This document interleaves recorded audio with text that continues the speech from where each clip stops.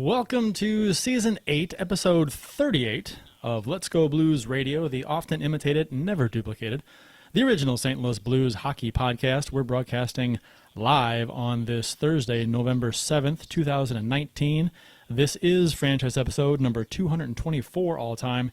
Your hosts tonight are yours truly, Kurt Price and Jeff Ponder and Bill Day. And for your listening pleasure, we'll be with you for the next little while talking Stanley Cup champion St. Louis Blues hockey.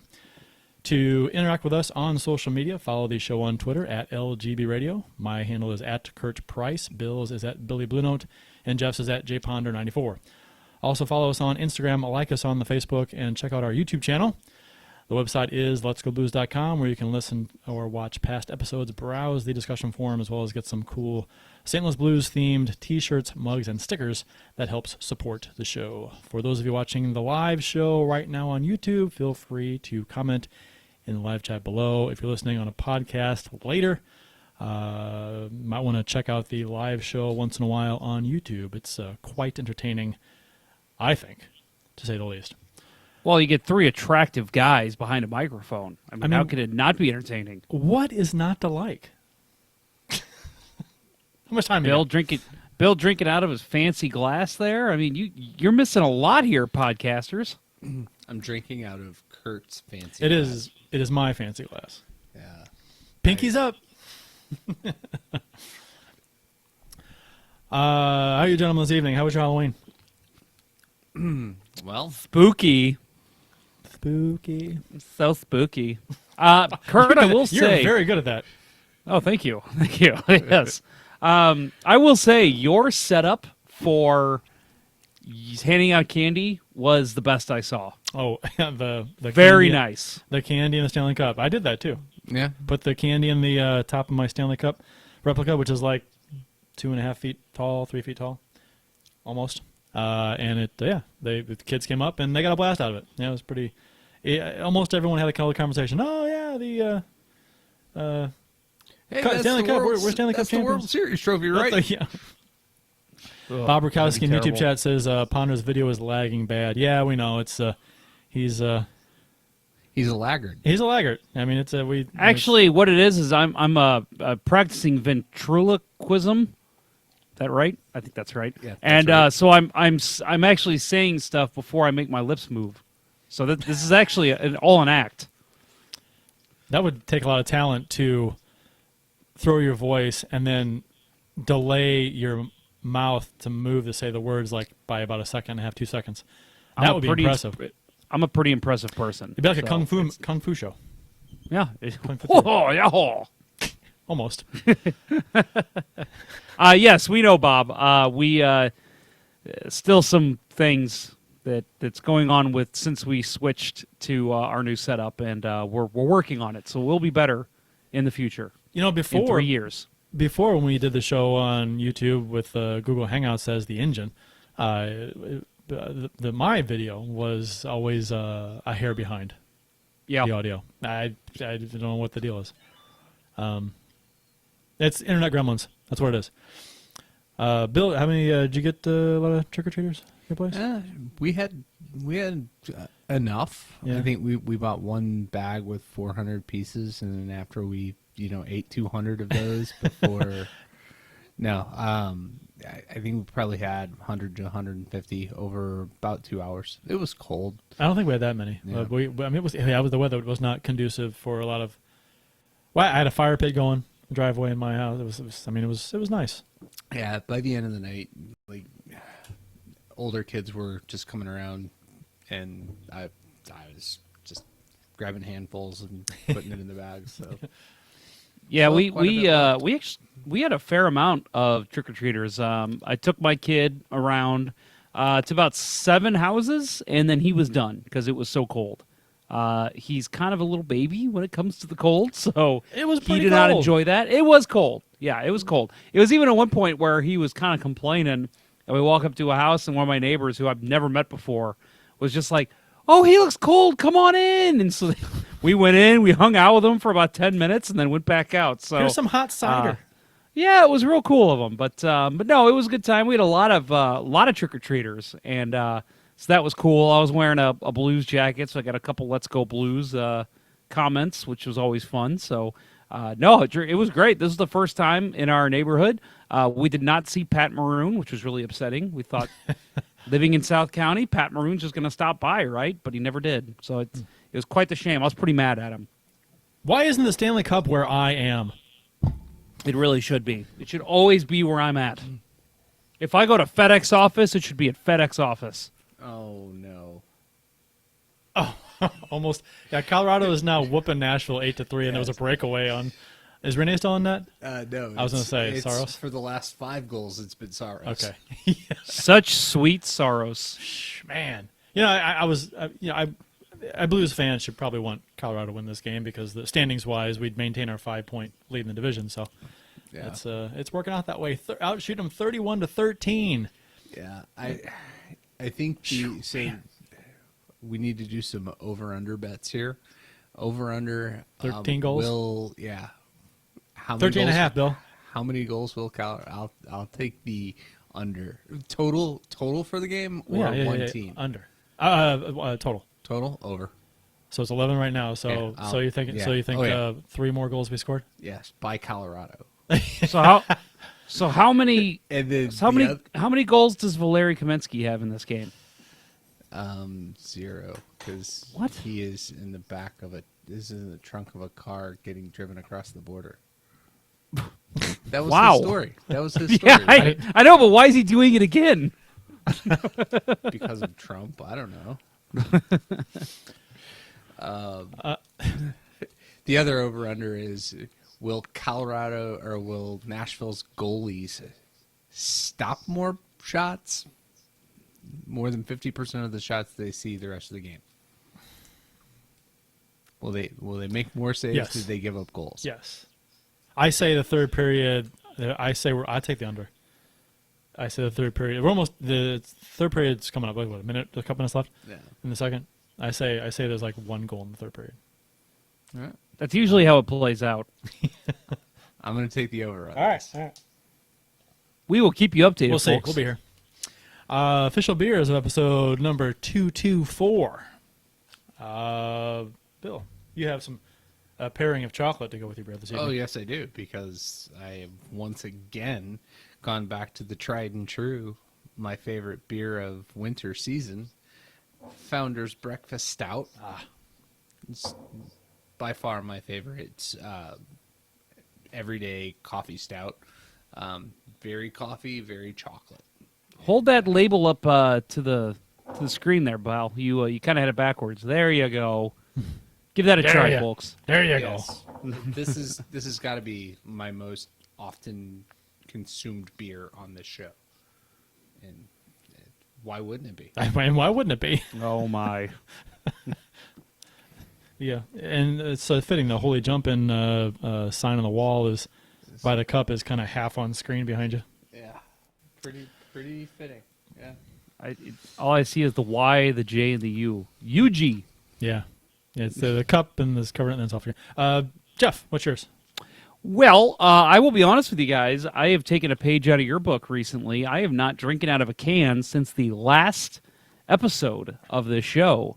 But I felt that I had to tonight because of the one that I'm drinking. I wanted to show this off.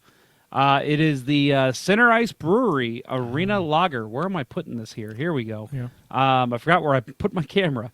The old Arena Lager from Center Ice Brewery. You can get this over at Friar Tuck. I'm not sure. I think that's the only place that is being distributed, obviously, other than Center Ice Brewery. It is just a very smooth lager. For those of you who like Bud Light, Bud Select, Michelob, whatever, this is probably the one that you should get if you've never been to Center Ice Brewery. But I will be honest, it is better than all of those because it doesn't taste watered down. So It's probably more like Budweiser. a little bit more like Budweiser, yeah. But But heavy. it's real good. It's heavy, yeah, and it's good. It's light. You can drink this year round. You can drink it in the heat. You can drink it in the cool. Just great stuff from those guys over at Center Ice Brewery. And you crack it open and it smells like the old arena. I'm kind of glad it doesn't actually. I'm kidding. Although, When I open it up, my floor starts to shake. You know, My companies, wife starts peeing all over the bathroom. companies nowadays are pretty damn good about nailing flavors and scents. Crossbar. Avalanche at the crossbar. They're on the power play, too. Yeah. So you that would be a cool deal to replicate the musty, smoky, damp smell of the arena and put it in a bottle or something. Would it though? An air freshener. Oh, yeah. Oh, people eat that up. Come on, locally anyway. I'd buy one. You'd buy one, too. I would buy it, but I don't think I'd use it. Put it in air. I would just have it sitting on the shelf. Put it in your car. A little hanger from the rear view. It probably would still smell better than my hockey bag, so I guess I could use it there. And then just hang a couple of water stained sheets from your ceiling. There you go. It's all good. Yeah, just drape them. I like it. The sound dampeners, whether they're whatever. Yeah. My beer is the. And speaking of drinking out of cans, Ponder, I have not drank out of a can in a long time. I think is that snobby? I can't do it. No, you know, I enjoy it. Like if you're at a bonfire or something, it's just there's something about it. You just have to do it. But I'll admit, lately, yeah, I've been drinking out of a glass, so it's a little pompous, I guess. But you know, whatever. We're pompous guys. I don't care. We're beer snobs, remember? Oh, we are. I have. Last week I had on the what did I have? The O'Fallon pumpkin, Right. and before that I had O'Fallon Salted caramel. This week I have the O'Fallon s'mores. So where's the camera? There it is. Can nobody in the show find the camera? So if you're watching on the YouTubes, O'Fallon s'mores, O'Fallon pumpkin s'mores. It's good. If you haven't tried it, you might still be able to find it, but I know they've stopped making it, so you got to get out pretty soon and get it. Yeah, it's pretty good. I like it. I guess I was not a fan of the salted caramel, but this is pretty good. It's got a hint of the s'mores flavor, a little Grammy, chocolatey, pumpkiny. Don't taste the marshmallow though. Whatever. Oh, My second beer is a regular pumpkin beer. So I'm with you. I have one in the fridge, and I have a pecan pie in the fridge. You say pecan pie or pecan? Pecan. Unless you're Billy Crystal and when Harry Met Sally, you should not say pecan. I say pecan. I don't know why. I say pecan because I think of I don't even watch the show that sounds more American fun. Dad. He says pecan sandies. Like that's the only reason I think I say pecan. It's more fun to say pecan. Sometimes I have fun when I talk, and it's fun to enunciate differently. Put the wrong emphasis on the wrong syllable. Sorry about that. Sorry. Today in Blues History, courtesy of the @STL Blues History Twitter account. Give that account a follow. It is one of the best blues Twitter follows that you can follow. 11 November 7th, 2019 is today's day, so 1968, November 7th, 1968, Red Berenson. This is the anniversary of the 6-goal game by Red Berenson, the greatest single-game achievement in the St. Louis Blues franchise history. A little commentary thrown in by Mr. STL Blues History, but that's a hard point to argue. It is a valid stance. And sadly, No video. no video. Yeah. Not televised. No, back in the day when a number of games weren't televised. Yeah. Neither here or in Philly. Philadelphia. Yeah. Yeah. Thanks, really, Bill. They should have learned their lesson. They really should have televised every single Blues and Flyers game because something was going to happen. Right. Back in the day. Well, that was the Thanks, last... Bill Wirtz. Yeah. No shit. That was the last time the Blues won in Philadelphia until the early 90s. It was an insane run. I thought the last time they won was the game that the big brawl. I thought that was the last game they won. Where they fought the fans and Plager and then went in the stands. Did they win that game? Yeah. No. Well, that wasn't that 68 too? I thought that was the last game they'd won, but I could be wrong. And then went that long streak without winning. Yeah. Because that was during the Broad Street Bullies era, so that would have been between the brawl. The brawl wasn't. The brawl was right before it. Was it? Well, I thought because then that was probably 68. Because that's one of the happenings that that prompted the Flyers GM to become the Broad Street Bullies Yeah. because they got pushed around the Blues so much. You know, I can look this up right now. I'm going to do that because we talked about this on the Flyers episode of the summer series. So I am going to Vegas Blues look fan that up right now. Vegas Blues fan Heitzman in YouTube chat says that is correct. Last game they won was the fight night. Yeah. And it was an insane streak. Yes. Oh, it was nuts. Yeah. Yeah, and it did not end until not that long ago. Right. It was the All right, 10 years ago. 90s. Yeah. Red Berenson 6-goal game, 11-7-68. And then, yes, the fight was in 1972, January 6th. Okay. So just a couple of years off. But, yeah, 72 to the 90s, that's ridiculous. Oh yeah. It may have been longer than the 90s. It may have been. I thought I remember sitting in my basement at my house in Fairview, and I bought that house in 2001, and I thought that was when it ended. God, if only we had a device that could tell us this information. You know what? I think it was the Jordan Bennington's first game was the first game that they won, right? Not quite. Almost. I remember an Alex Havanov overtime winner in there somewhere. Ooh. Since our last show, I'm sorry, we got one more today in Blues history. November 7th, 2006, Al McInnes was named Vice President of Hockey Operations for the St. Louis Blues, November 7th, 2006. That was 13 effing years ago that he was, I mean, it does not seem that long. 13 years, my God. Does not seem that long ago he was, I mean, I would, Does not compute. no, not at all. It it was 2006 when I've got the stick over here. I should look up the date, but his retirement night, right? I don't have it. I mean, I don't that have doesn't seem like that long ago. No. I was there for it. I was there too. I have the banner that they So gave do I. away. I have the whole banner. I don't have the McInnes one. Yeah. April 8th, 2006, I think is what I'm reading. That looks like that looks like I'm right. That's so crazy. So long ago.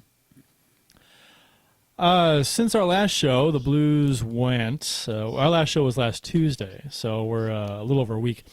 The Blues had 5 games in the 8 days. 5 And I games bet in they 8 days. did. I bet they did terrible, right?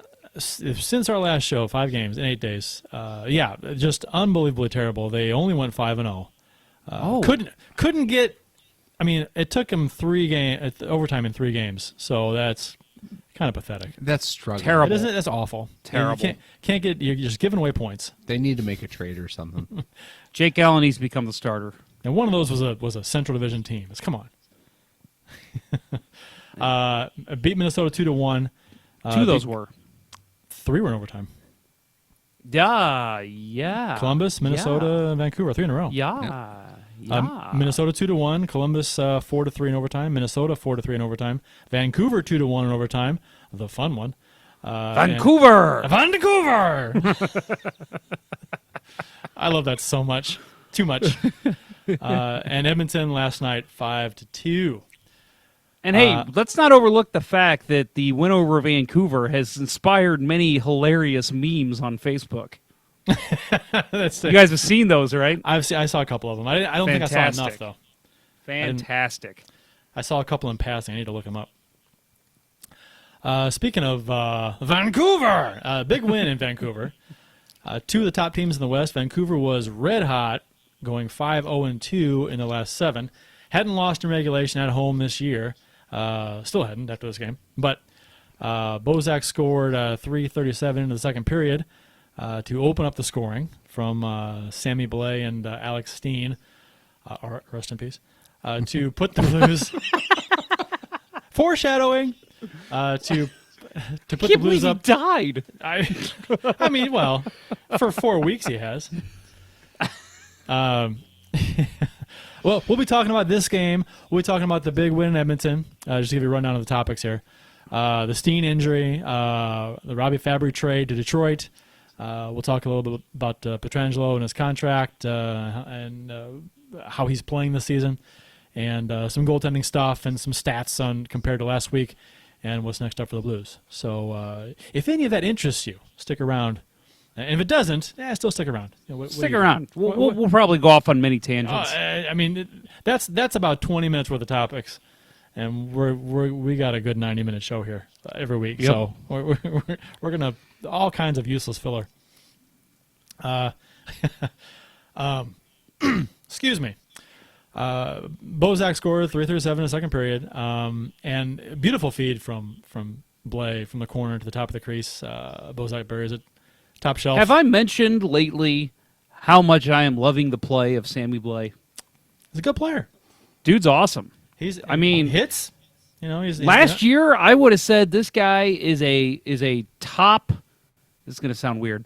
A top bottom 6 player, but now I would say he's a bottom top 6 player. I mean, it sounds weird. Yes. So what he's you're a middle 6 player. So yeah, what he's a you're middle saying 6 guy. He should be on your second line. Yes, not the third line. I mean, that's not But something you hear not too the often. first line either. The middle 6. You don't hear that too often. no, you don't. And you can, and that's the thing. You could throw him on the first line. I mean, he started this year on the first line. I thought he looked great. He Let's had the coin- first goal of the year for the Blues. Let's coin that. Let's coin the middle 6. That's a Should let's we? go Blues. Why don't we? All right, let's have an offshoot podcast called the Middle 6. That's awesome, actually. Where all we talk about are the middle 6 players on the team. We can't talk about anyone else. Oh, that's okay. Yeah. That's a good thing. The Blues have depth. Yeah, right. We can talk about some interesting players.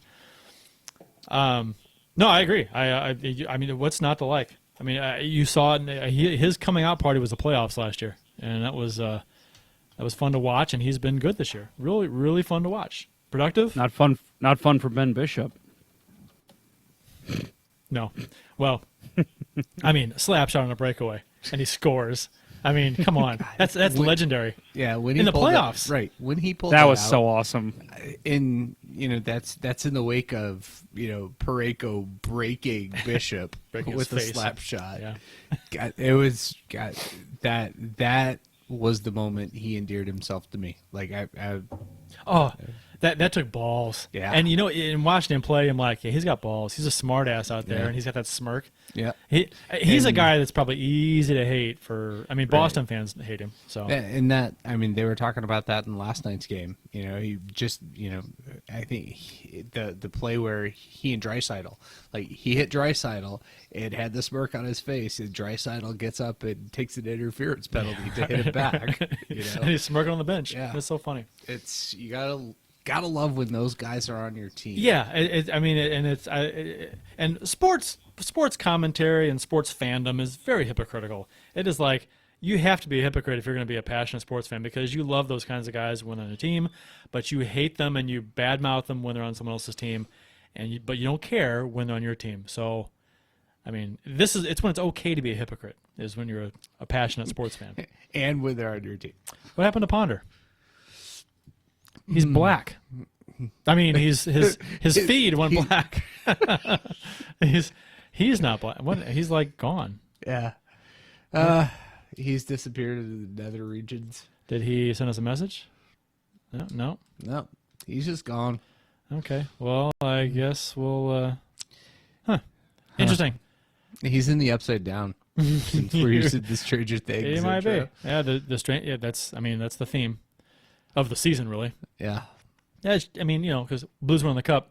Pretty strange. The strangest thing I've ever seen. And now his screen went white, and now he's gone. So we'll just put a little graphic in there and push that. There we go. Oh, that's more attractive. Anyway, You need the. Oh, there he is. He's back. He's back. well, there and there. There he is. Boom! There he is. Hey there! Wow, you're loud and you're echoey. Oh, hi. Okay, let me bring it down a little bit. Hey, fellas. What Is happened that to your better? What happened to your microphone? Your microphone sucks now. Right. Take it down Oh. 20% there. Squirrely Dan. How about now, there, fellas? There you go. That's better. Yeah. Yeah. All right, perfect. It's like you're a professional broadcaster again. All right, well, good. That's not what I am at all. You might want to turn that volume back to what you had before, so I don't have to correct that later. I did that. Okay. I just calm down. No, I'm just saying it was really loud when you came back because I think the mic was goofy. So that's why. Just cool it, Kurt. We got to I'm figure just it out, saying. all right? I'm just Jesus saying. Christ. God. Show's over. Screw I this. can't put up with this anymore. Fucking embarrassing. Screw you guys. I'm going home. Bob Rakowski says dead to be reevaluated in 4 weeks. That's about Steen. Yeah. And Crappy Goalie says rest in peace, Jeff. So Hey, Crappy Goalie's watching live. That's great. He's usually a podcaster. Welcome, Crappy Goalie. it stayed 1-0 Blues until Vancouver tied the game on a late third period goal to make it 1-1 going into OT. The Blues ended up winning this game on a 3-0 that happened because all three Canucks broke into a scene from Benny Hill, I think, behind their own net, own red line, running into each other, falling down. I think I saw a topless woman go by at like double speed at one point. Wasn't sure. You could never tell. Is this on Channel 11? You're right. Yeah, like 11 o'clock at night. Are those boobs on Channel 11? What the hell? Yeah. That was a good show, Benny Hill. It was hilarious. That was so funny. Yeah. And it was almost like, I'm not supposed to be watching this because there's like almost naked women. Almost. It's risque. They had like pasties on. Yeah. But that was close enough for Right. a 10-year-old, Right. 12-year-old, Right. whatever it was. So Shen, Schwartz, Pietrangelo all go the way after the Canucks collide behind the Blues goal, leaving a half sheet of ice between them and the three Canucks, basically. Shen gathers the puck in. After about 5 mishandles. seconds. I know, right? They all slow down to like a crawl right in front of the goal, and Shen mishandles it and then passes across to Pietrangelo, who in turn mishandles it, and then it gets it over to Schwartz, who buries it. And I'm thinking that is one of the. It's not just that it was a 3-0 in overtime, which is crazy weird, but the fact that it was mishandled twice by the first two guys, and then I almost thought Pietrangelo was trying to go back to Shen because the way he I don't know, it was so odd. Yeah. Do I really I want was to pass saying it to Schwartzy? the way that they kept bobbling the puck, I thought, well, Schwartz is going to shoot this 10 feet high, and then it's going to go back down. There's going to be another 3-0 in Biddington, and the Canucks are going to win. That's what was in my head. I was a little worried when I saw all three Blues going forward. I'm like, somebody stay back. There's three guys behind you. What if Markstrom makes a save and shoots it down the ice? Yep. Oh, my God. But no, that was something you don't see often. You see it in men's league, I guess. You see it in men's league. You see, John Kelly was very excited. Yelled. I've never seen him. I don't think I saw him yell like this in the playoffs. Yeah. He was like, "I've never seen a 3-0 before in the NHL." And then you Arrested Development narrator James chimed in and said only he had seen a 3-0 in the NHL in 2013, a game in which he was behind the microphone. So and yelled, "It's a 3-0!" I've never seen this before. Right. I caught so much shit on Twitter after Kelly said that, and I said I thought it was funny that he was just so excited about it. Right. And he had never seen it before. I'm like in the NHL. And I said, I'm cracking up at the broadcaster saying they've never seen this before. What the hell? I've seen this a handful of times, not in overtime, right? Which is maybe what he meant, but that's not what he said. And 2-on-0s turn into barely 3-on-0s. It happens. And man, there was a bunch of people that said, well, the fucking Sportsnet people, they've never seen it before. And then the broadcasters say haven't, and you're saying you have, you're fucking moron. Is that how they sounded too? Man, I think they sound so. like real dimwits. I think so. Huh. I think so. They specified their tone and tenor in their, it's on their Twitter handles. Right. I sound like a moron. Right. Okay. All right. You know what? I and it's funny because I get attacked for saying that. Basically, people calling me a liar for saying I've never seen a 3-0 before. I'm like, so I just Googled real quick. Boom, first thing comes up: 3-0 Blues Blackhawks, and I play it. It's Kelly on the microphone calling it a 3-0, not in overtime, but it's a 3-0 for the Hawks against the Blues, and it was Kane and two other guys, and Kane scores, and I'm like, well, fuck, they're right here. First fucking return I get. I posted it, and Mike McKenna, former goalie, said, yeah, it happened to me, but it wasn't in the NHL, but he posted a screenshot of three guys coming on him.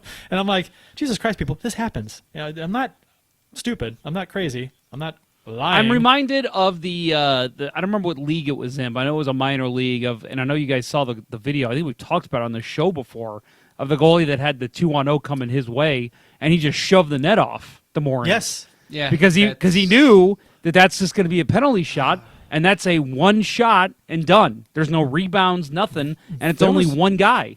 There was So an I'm like- NHL goalie that did that. I was thinking that. I'm wasn't like, there? why doesn't Markstrom do that? Like, that's what I would tell my goalie. You ever have a 2 or 3-on-0 coming your way? It's a Shove penalty the shot. net off. Well, you know what though? They can In some award a goal situations, the referee can award the goal, and that's usually on a goalie throwing a stick, on a shot situation. But I can see where the referee might say, I wonder if they have the discretion, if that's in the rules, to give that much leeway to award the goal in any situation like that. That's a good question.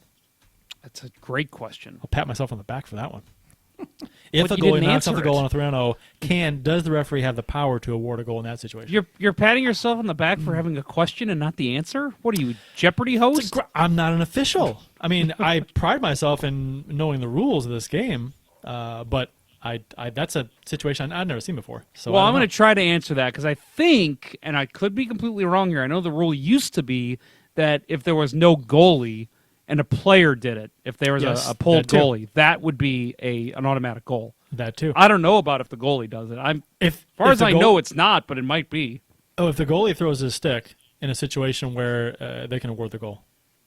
Well, Roman Turek did it. Remember that? And it was Yeah, but they never his- call it. Well, They don't. call a penalty shot, and his response was, "I didn't know I couldn't throw my stick."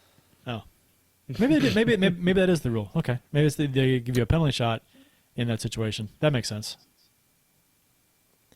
Is Bill looking it up, or is he just like playing I am the game? looking at Cat Church in YouTube chat says David Leggio. he, He was the guy that it was a 2-on-0 okay. on him. It was in either the AHL or the ECHL. East Coast Okay, Hockey we got a couple. We should honestly read our YouTube stats because these people know way more than we do. Vegas Blues fan Heitzman says they can't do it anymore as the goal is automatically awarded. Crappy goalie backs that up and says, I thought Lundqvist did that once and they changed the rule to an automatic goal. I was going to say Lundqvist. Yes, that's what I was thinking of. Vegas Blues fan adds that the goalie knocks it off. Cat Church says, yeah, guys, but awarding the auto goal in overtime might be iffy. That's a good point. That's I don't. Yeah, I don't. I wonder if they would. That's. Ooh, man, ending the game with a goal know. like that. I And know. who do you award the goal to? I guess the person who has the puck? It depends how blatant the stick throw is too. I think if it's a wide open net and the goalie is way out of the goal and he throws a stick, maybe. I don't know. Yeah, so that it's actually a rule change for this year. Elliot Friedman tweeted all Okay. about it this summer. All right. So, yeah, There you go. He knocks the net off on a breakaway, automatic goal. Huh. Okay. All right. Well, there you go. That's a good We rule gotta- change. Yeah, we got to remember we have Yep. Even in OT. infinity knowledge at our. I know. fingertips. There were a number of rule changes before the season started this year, and we never talked about all of them on the show. We were too busy celebrating the Stanley Cup championship. We were still hungover. Yep. Bennington stopped 33 of 34 in the Vancouver win. Played quite well. Thought he looked great. Yeah. He had a great game. I thought that was one of his better games of the year. Yep. And his last handful of games have been really, really good. So he's coming around too. Because to start the season, he was up and down, allowed some iffy goals. So it's good to see him put a nice stretch together. It was rare last postseason where I was, it was hard for me to admit, like, okay, that's a bad goal for Bennington to give up. But I look back and I'm like, a lot of those were just goals that goalies give up. I mean, they may look bad, but, it happens. This start of this year, there was a lot of goals given up where I'm like, okay, what the hell, Jordan? You're better than that. That's not the type of goaltending we've seen from you. And not necessarily awful soft goals, but goals just ones that he usually has. Yeah, he made last year. And we talked about this as far as him he won't be able to duplicate his numbers and performance from last year. That's a really tall order to ask Right. of somebody. It's kind of the highest bar. Yes, Right. if you ask him to do that, then he's a Hall of Famer Right. For Yeah. his career. So, best of all time. a 1.8 something GAA he had last year. If he does that like every season around that, he's the best of all time. I mean, Bill Over Day 10 years. high school numbers is what we're talking there. Old CBC. Because I started 2 games and we scored 50 goals in both of those games. And, Good for you. I saw 4 shots. How many Still assists gave up did a you goal. get? Come on, you had to have at least 1 assist in there, right? I don't believe so. Oh, Bill. Bill. I was not the best puck handler. He never had a stick to move the puck up the ice. It was broken from the goal Didn't even before give he you a allowed. stick? Oh, Not at CBC. He'd break it when it was he'd allow the goal before that. I played very rarely in the high school league. I truly believe Bill never has given up a goal in his life. That's what I like to think. I mean, there are a lot of broken sticks that would say otherwise. Yep.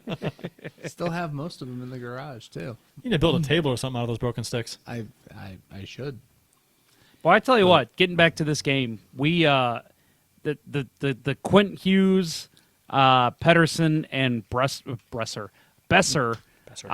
3 trio out there in overtime, they are scary. They really can read off each other. And we talked earlier this year that, I mean, they've come around now, but early in the year when the Blues were just not looking good in overtime, the Vancouver Canucks made them look stupid early in the year when they played them in overtime. And they came out this game and they controlled the play pretty well, I think, in overtime, even when that pairing or that trio was out there. And obviously we saw the 3-on-0 goal, which was huge. You don't see that often, but I mean, John Kelly's only seen it twice. So You need to remind him because he doesn't remember any of them. Yeah, but that was their second unit that was out there because it was Tyler Myers. It took out who's the captain, the center who's the captain, and then JT Trevor Miller. Linden. Yeah, no, wrong era. Bo Horvat. Yeah. So, and that's like going back and watching the replay of that over and over. It's like Tyler Myers makes the 2 worst decisions you could possibly make there. Come in and try to take a shot, pass off pad when a guy's peeling off, or not peeling off, but curling around the net. I mean, if the guy's peeling off, okay, maybe, but it was bad. And then he wipes out and takes out Horvat. I'm pretty sure it was Horvat. Yeah, It was comical. it was. Keystone Cops. Right. I saw somebody put it to the Bringing the Clowns classical score today. You know, it'd be a short video, but if you played it double speed and played it to the Benny Hill theme, Oh, yeah. that'd be kind of fun. Perfect. Maybe I'll do that. Like, I don't know, when I have time in a year and a half from Yeah. now. Somebody's already done it. You're not that busy, Kurt. Shut up. Leaving town tomorrow morning to go to Indianapolis. I gotta post-produce this show pretty much tonight. And put Gonna the podcast catch up. a Pacers game, are you? I want to catch up. Catch up. No, I am not. Gonna That stop is, in Pawnee, Indiana? No, I don't know where that is. I mean, we're in relationship to Indianapolis. How It close? doesn't exist. Right. It doesn't exist. But Not- you could see Ron Swanson. Right. Well, okay. You go to the steakhouse that Ron Swanson likes. I can't. What was it, Mulroney's or something? You had me at meat. So the following game against Edmonton, Jake Allen's 4th start of the season.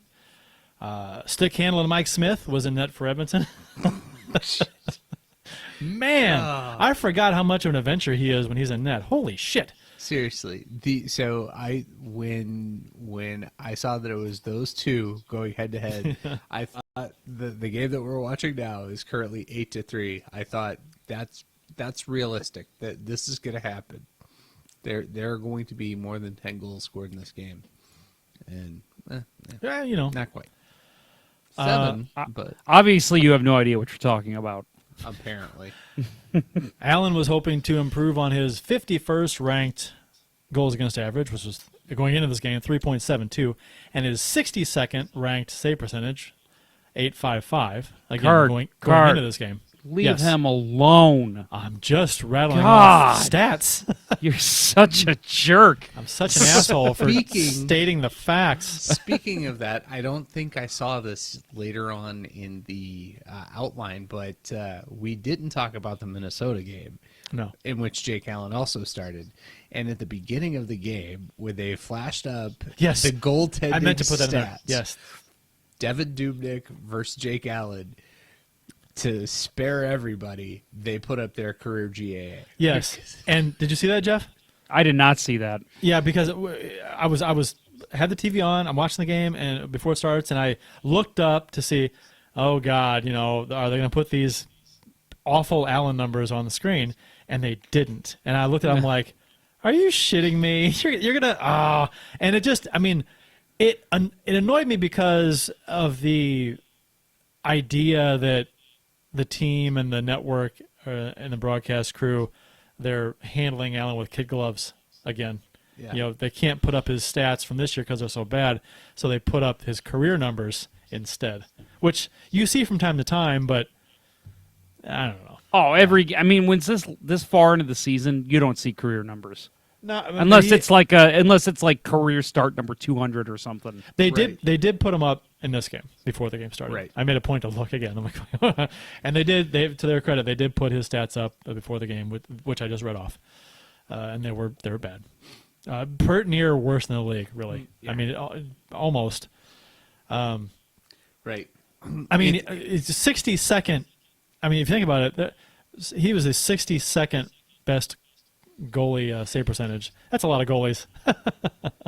You think about it. Obviously, there's There's teams that have had more than two Right. goalies start, but Right. 62nd, that by all standards should technically be last. Yes, it should, and it essentially is last because It is. some of those guys are not they got one start and they're gone. But so this 60 seconds, pretty bad. it is awful.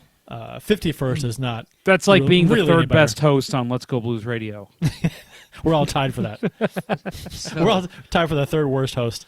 So I was just about to say baseball has the Mendoza line, and hockey may Luis? have the Allen line. Oh, Mendoza line is 200, which was yeah, below the Mendoza. yeah. And Put on the Jake brakes, Allen- Luis. So I looked it up, and in 2013, Hockey Abstract said hockey's Mendoza line for goalies is 900 save percentage. And Jake's below that Oh yeah, and for it's the season. and the Mendoza line is not good. You want to No. be well above it. No. And what's interesting is that when this game started, when they had the stats on the screen, Federico, and he's done this before. I think Federico still kind of has a mindset of the 90s, or the 80s, 90s, where a 900 save percentage was good, and he said before the game started in the pregame, he said, and his 855 save percentage on the screen.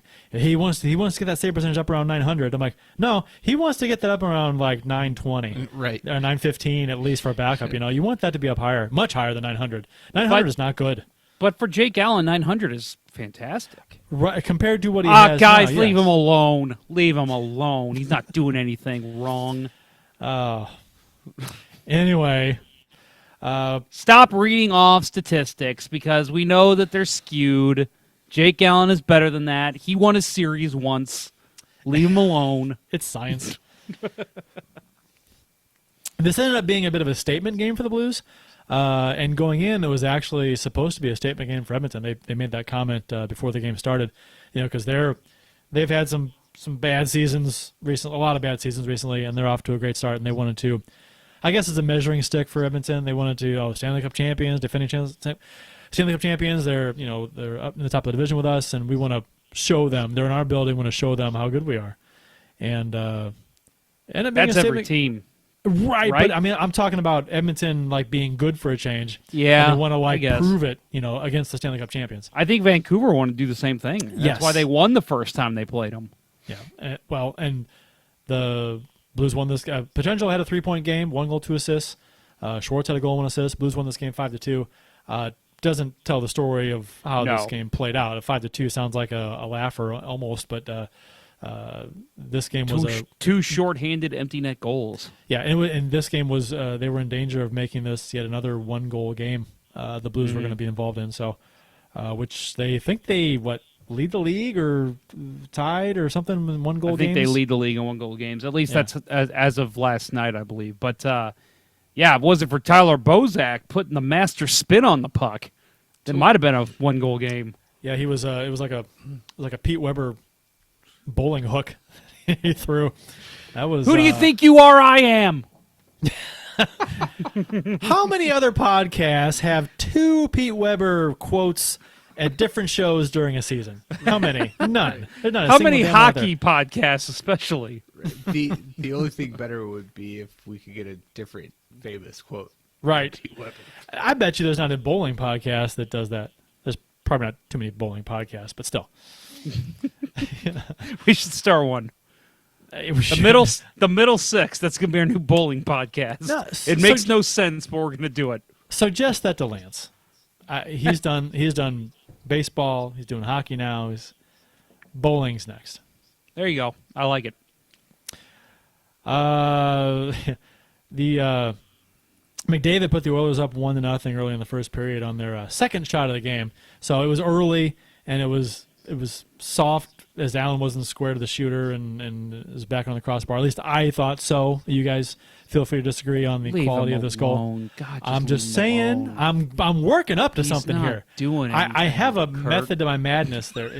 I'm working towards, and I do believe that the Allen fanboys would appreciate where I'm going to go with this eventually. Just leave him alone. We're talking about the first goal, right? Yes. It's a power play. It's a power play. I give him a discount. Well, it was a power play, and it was from an angle, but he had a lane. It was still from an angle, but he wasn't square. I kind of chalked it up as, he didn't do his job. Granted, it was McDavid. It was on a power play, had a lane, picked a spot, 5-hole. But I think Who's he'll the lane? look bad. I think he'll look bad on it. I think He was deep in his net again. he was deep in his net. I think He was deep. I think That he was looked bad. that was the only misplay I think he had on that. It was that he was way too deep. He was deep. Yeah, well, not square. He was like Yeah. which coincides with being deep in your net. We on say that net play. we say all the time whenever Ovechkin scores, we're always like, well, it's Ovechkin. You know, people can complain all the time. I think we even defended Allen with that when he gave up a power play goal to Ovechkin. It's like, it's Ovechkin. He's going to score on the power play. It's a given. So same thing with McDavid. hate that. He's going to score on you. You just want to see a little better, I guess, effort. I don't know if effort's the right word, but a better showing by your goaltender on a shot from McDavid, because I think that was a savable shot. But I'll agree with Bill to a slight extent. Power play, McDavid, it's going to happen. Why do you guys love Allen so much? Anyway, Cat Church in the Leave YouTube him chat alone. says, "Let's stay positive. Schwartz on the forecheck is looking great lately.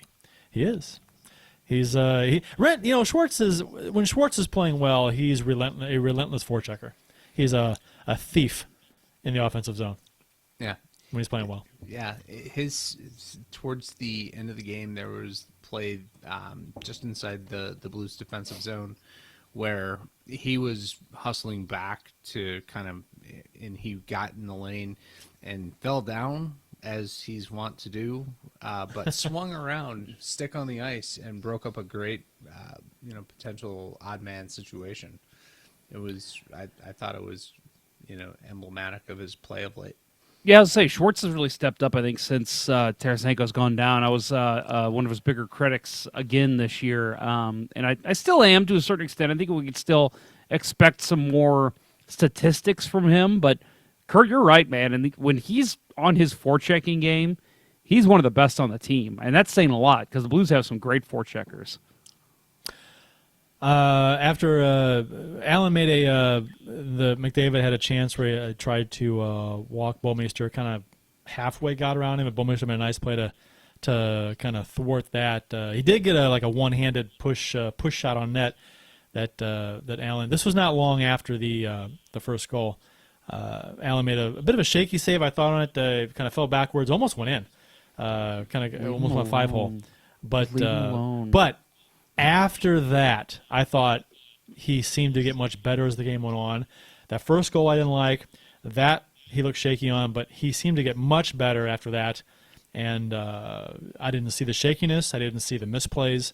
I saw him challenging and square, and he was much better from that point forward. And God, Kurt, just get off his back. Oh, wait a minute, you're being good. He had a You're being really good. nice game after that, which I don't know how, but like 5, 6, 7 minutes into the period, whatever it was. That save he made, and this is kind of jumping ahead, but in the third period, he made that save where he kind of dove out of his crease and The glove? Yeah, with the glove. Oh, that was beautiful. That was vintage Jake Allen when he was like on his game in that Minnesota series. And I'm not making a joke there. Like that was the kind of play we saw. But you are. That's who he is. That's But I'm, who Jake but Allen I'm is. saying that is what you want to see from him when he's on his game. Those are the kind of saves he's making, and we just don't see enough of that. And that's why there's a problem with him being the go-to backup if your starter gets hurt. Let's hope that never happens. But if he can find a way to play that way all the time and have that confidence, he can be a hell of a goalie. He just needs to. But we all know that's not going to happen. It just hasn't happened. It never will happen. He has too much. He's too up and down, and it's a shame because he had a hell of a game that night. I'll leave him alone now. I mean, you know, I'm gonna. You're kind of swinging the pendulum the other direction right now. But I love Jake Allen. I know you do. He's my best slurp, friend. Slurp, slurp, slurp. Oh my! Anyway, Good Lord! what? That's a good beer. Mimicking Oh, a you cat. slurp your beer. I do. It's. I mean, that's how you aerate it, Jeff. Duh. Okay, sorry. You get flavor. It's like the same thing with wine. Schwartz scored a power play goal later in the first period, a goal that was originally awarded to Pietrangelo. The captain of the Blues let a wrist shot go from the point that Schwartz redirected quite effectively, or I don't know how to describe it. It was a Deftly. a swinging tip. It was impressive. Deftly, yeah. My wife hates when I try the swing tip. Well, as long as you have it mounted properly to the ceiling, you're good. You're good. You don't want that to come loose to the ceiling. That's a mess. I'm not very handy though. That's the problem. Well, you got to go to Lowe's and you got to get the big threaded. Excuse me, Lowe's worker. I need to set up a swing for a swinging tip. Where's the swing at? Backyard? No, bedroom. Bedroom swing. Saw this in a magazine. There's a magazine. It's actually hanging from the mirror I'm a on the bit of a ceiling. hobbyist. Need some cord. Some cord too. Lots of Velcro. Can you come over and take a look for me? Where were we? I don't know. I lost my place. Pietrangelo. Schwartz goal. Yeah, Schwartz goal. Nice tip. And I didn't. I thought Pietrangelo had the goal too until they showed that one replay from the ice level replay, and it you could see easily that Schwartz tipped it. So nice, beautiful play. But Pietrangelo got his goal midway through the second period on another power play, letting a quick shot go from the high slot after a slick backhand pass from, I mean, who else? O'Reilly. Didn't look like Smith picked this one up right away. Looks like Mike Smith. Yeah, okay. Yeah, that was a Mike Smith goal. Not the best goal to give up, but, you know. Well, Smith and Allen are the two goalies that play the deepest in their net. And Smith can usually get away with it because he's got the size. But whenever he plays the Blues, he tends to give up a lot of goals where he is way too deep in his net and at a bad angle. So playing deep in your net, to me, that shows a lack of confidence. I mean, if you're playing that way, just because if you're challenging, you're confident. If you're back in your net, you're trying to protect the net. You're basically under the net. You're trying to playing out and aggressive is scary. Mm-hmm. If you're scared to play out, to me that says you're not quite as confident in your ability to do that. And you're even though the odds are with you, you're cutting down angles. It's smart, right? I mean, why, I don't know, why Bill. else What would do a goalie you be playing think? in his net? I see it as just a position to play. Like some goalies prefer to play deep. Bill, you answer that. But that's not the smart play, in my opinion. No, I agree. I agree with you. It's not the smart one, but I think that's just how some goalies like to play it. I don't think it's a confidence issue. What do you think, Bill? Well, I think it depends on the goalie. I mean, for me, it was a confidence issue. When I was confident, when I was playing with swagger and verve, I would come out, and be at top of the crease, if not further out. Just Good adjectives.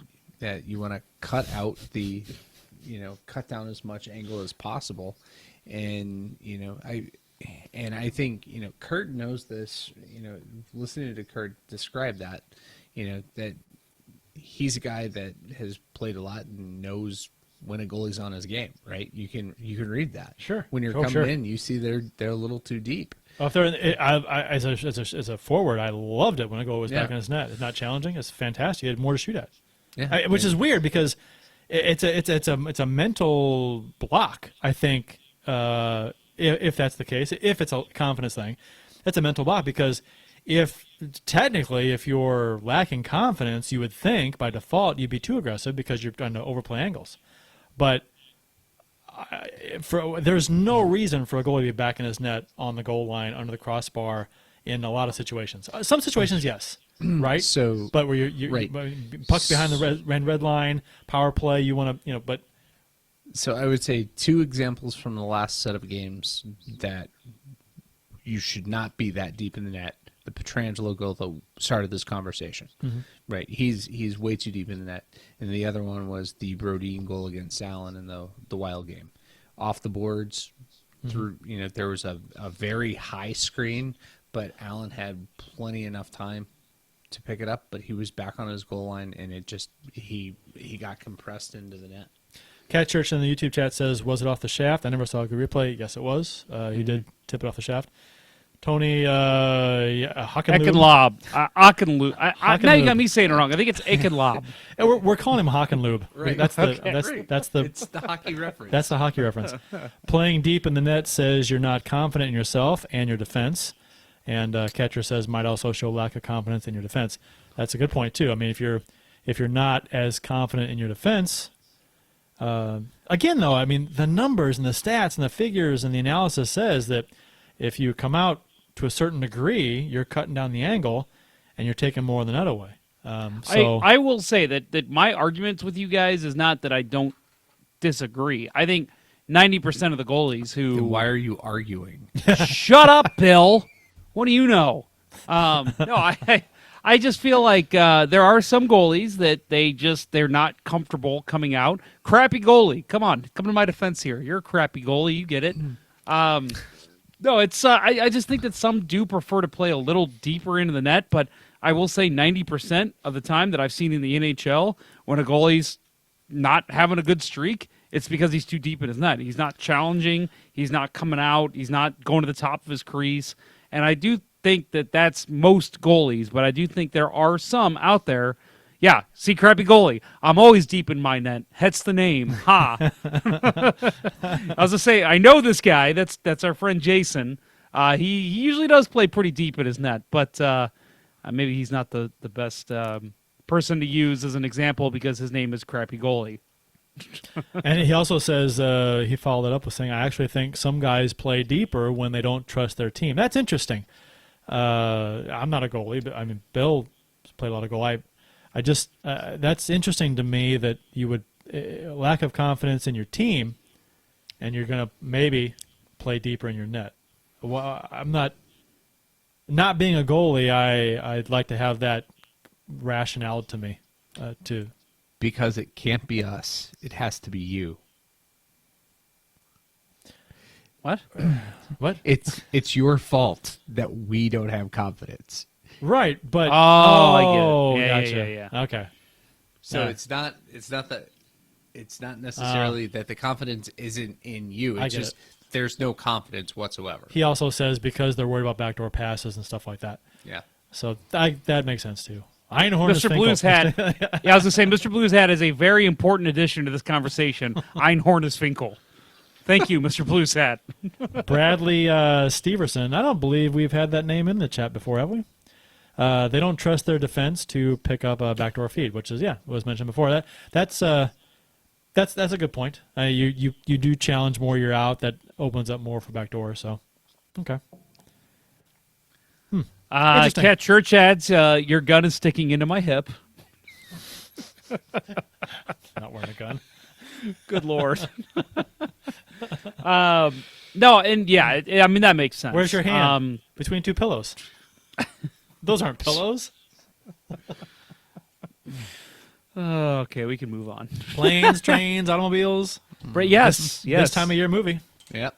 getting there. Bradley Steverson says, new to the chat, usually a podcaster. Bradley, thanks for joining us. Very cool.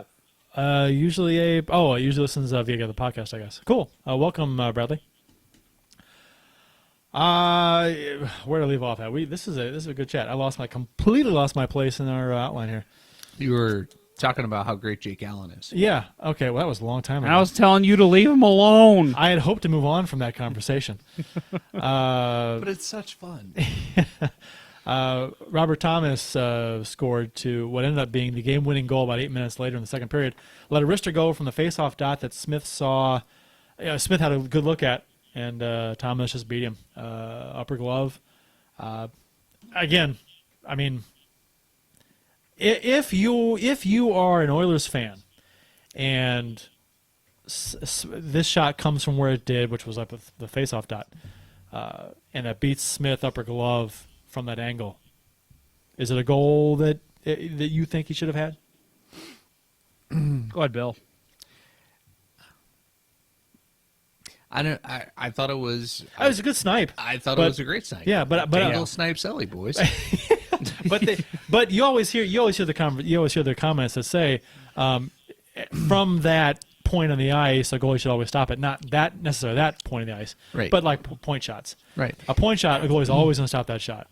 I would say when that goal went in, I knew Yeah. Mike Smith wasn't going to be a difference maker to allow Edmonton to win this game. Didn't mean that I didn't think Edmonton could still lose or could still come back and win the game because Jake was playing a good game, but Yeah, you never know. he is what he is. You never know what you're going to get. He's a box of chocolates. But no, I thought it was a great snipe, personally. Yeah. Okay, I know. I loved it. I did. I was wanting to get an opinion because that there was no screen and it was from the face-off dot, so it was, I can't recall if he was challenging or not. So I don't think he. Right. He probably not challenging as much as he could, but there was somebody between between him and the goal, or between To the side a little bit. him and To the side. Thomas. But yeah, not a direct screen at all. Had a cool No, look. no. But yeah, 8-4, Bill. you You need 2 goals to come in here. yeah, I do. And Well, I said one goal, didn't I? There's one. Man, I gotta shut up. God, Donskoy just walked straight down central. I assume it's a hat trick. All the hats are on the ice now. No, that's not what that is. Is that what that is? Is it con? Is it the? Of course it is. Oh, I was like, what are you talking about? The hats. Is it 9-5? Is it like some kind of giveaway? Is something else on the ice? 9-4. Oh, my Lord. 9-4. That's. I need one more goal. I need one more goal. I think I bookied this game pretty well at 13.5. That's a good number. Yeah. With the score 3-1 with 16 minutes to go in the third, Allen made a pretty damn, and Jeff touched on this earlier, pretty damn good glove save. This is maybe his best save of the year. On Chiasson. Yeah, after Gunnarsson blocked the first shot from Chiasson, and then he one-times the rebound, and Allen was quick to react and snare with his glove as he was going down. Beauty, boys. Yeah. Yeah, it's. What are you gonna say? That was. And Jake Allen has a knack for making the dramatic save. Right. That's one thing that he's got. He's got a lot of highlight reel saves in his back pocket. Right. I was going to say, you can't say that this is top 5 for his career. No. Because he has a ton of great saves. He does, which is such an enigma that goalie is. He is. He made another really good pad save on Cassian, who was all alone in front later in the third. Not quite like the save by Bennington, made in the Game 7 of the final against Boston, but a notable save nonetheless. Very good save with his pad. Timely, Yeah. which is enigmatic. Yes. Right. Cassian did get one by Allen a few minutes later, though. Wrist shot from the right face-off dot after a nice pass from Draisaitl. Upper blocker on Allen as he was moving across. Nice shot by Cassian to cut the lead 3-2. And that's what we talked about a lot of times. Pass the puck across, get the shot off quick because the goalie's moving. Mm-hmm. And Allen got across, but he wasn't set, and that's when you score on goalies is when they're not set. Most of the time. So you open up holes. And it was a good shot. I mean, that's tough. That's a tough save to make. Bouwmeester, you know what? On this goal, I thought Bouwmeester made a mistake. I thought this goal could have been prevented by the defense. And I'm gonna be the Jake Allen defender right now and saying the defense played this one poorly. So right when the pass was made from who made the pass? Was it McDavid? Or Draisaitl. Was Draisaitl? It was Draisaitl. Yes. Right when the pass was made, Bouwmeester, who is the middle guy, the long guy back, he's got Cassian to his left coming into the zone, and Bouwmeester skating backwards. There's 3 Blues players surrounding Draisaitl as he comes into the zone, and Bouwmeester, being in the middle, the last guy back, he's skating backwards, takes a stride to his right, and away from Cassian, and towards almost towards the right boards. And then that's right when the pass was made. And so then Cassian receives the pass, lets a shot go. Bouwmeester can't get back across. He's about 5 feet up position. Not a huge deal, just something little I noticed. But he goes to block it, can't get his stick away to block the shot, and he snipes it. So I thought, if I'm going to be picky and blame somebody for that goal on the Blues, I thought Bouwmeester could have. I don't know why he strided to the right, because there are already 3 Blues players over there covering the entry into the zone. When Cassian was wide open to the right, to Bouwmeester's left, on right wing. Yeah, but I'm rewatching the goal now because But they talked about that'd be a very, very picky thing for me to harp on, and it's something I noticed when I watched replay. I see your point. And Kelly and Panger talked about during the game last night about how the Blues were so effective last year that between McDavid and Draisaitl, they had 2 points all season in 3 games we played them. Obviously not the case last night, but they said the success was really around how they really played 3 guys on 1 player, and that could have been what's there. Because I mean, right, you're talking about, do I cover Connor McDavid, Leon Draisaitl, or Zach Cassian? Right. And that's kind of brilliant. I mean, Cassian's got some skill. Sure. Anybody who plays in the NHL has skill, but what a Michael dream Haley. it must be for him. It was a great shot. It was a good shot. I just thought if you're gonna nitpick, Shit. 13, 9-4 was the final. That the old half goal I added on there was the difference. But yeah, All right, Bill, you got to give your pants to Kurt now. if you're gonna nitpick about, Just got to let that one go, huh? I have nothing. We've had 10,000 pants jokes on this show. I can't respond to every single one. That's true. Let's see. Hey, hang on. I want to comment on this because I did just rewatch the goal. I'll admit I didn't watch it. I didn't notice it when I watched it last night. But I see your point. I think I get what Bouwmeester was doing. I've got a goalie that I play with now that whenever there's a 2-on-1, he tells me, because I always take the pass. I typically stay right in the middle. I don't go on one guy in particular. I usually slide in the middle, try to block the pass, and let the goalie take the shooter. I've got a goalie now that tells me that what he prefers I do is skate towards the guy with the puck, basically the guy carrying it in, and then try to basically stay in the middle between him and but stay more on the side of the puck carrier. So that way, I'm either keeping him to the outside or I'm blocking the pass. And so I get what Bouwmeester's doing there. Like Bill said, you've got Draisaitl and McDavid on the ice. You've got to be aware of what they're doing. If they're coming up on a 2-on-1, you kind of want to let Cassian beat you of those three players. So I get what he's doing, but I will say that with there already being two players on Draisaitl, that really probably wasn't the right play. So I'll side with you a bit, Kurt. But Yeah, I mean, it's such a bang play. Yeah, no, and I a know. 2-on-1, it's hard to blame the defenseman that's actually back. No, I'm not trying to make a big deal out of it. It was something I noticed when I watched the replay, and I saw him stride to the right, and it wasn't a big deal. It was, but it probably cost him about 5 feet in ice. Yeah. And that could have been the difference between him getting a stick out there to block the shot and not. So, I don't know. I mean, it didn't matter in the end, so it's not a big deal. But anyway, just something I noticed. The Blues added 2 empty net goals by Bozak and Barbashev, who Barbashev's that was his first of the season, and they won this game 5-2. So this very close game, good game, Blues Fun played game. fun game. Yeah, Blues played a good game. Allen played really well in net. It was good to see. Enjoyed it. I enjoyed this game. After Allen's solid performance last night, his save percentage jumped up by almost 30 points, and his GAA fell by 0.43 points. So now Allen has a 3.29 goals against average, which is 45th in the NHL, and an 8.82 save percentage, which is 56th.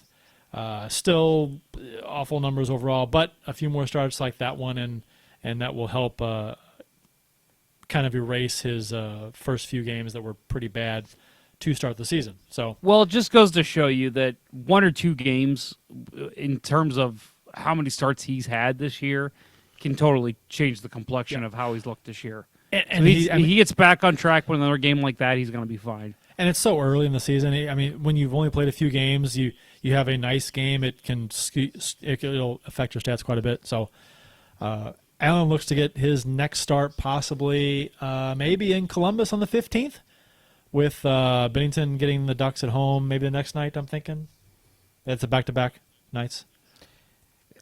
There's 2 games between that them. follows most of last season's logic, right? I mean, would Bennington on the road at home, Allen? Oh, Are we going to see Allen play at home at all this year? Good Lord. He I- played after- once this year at home. Yeah, against did he? Montreal. That's right, he And did. gave That's up- right.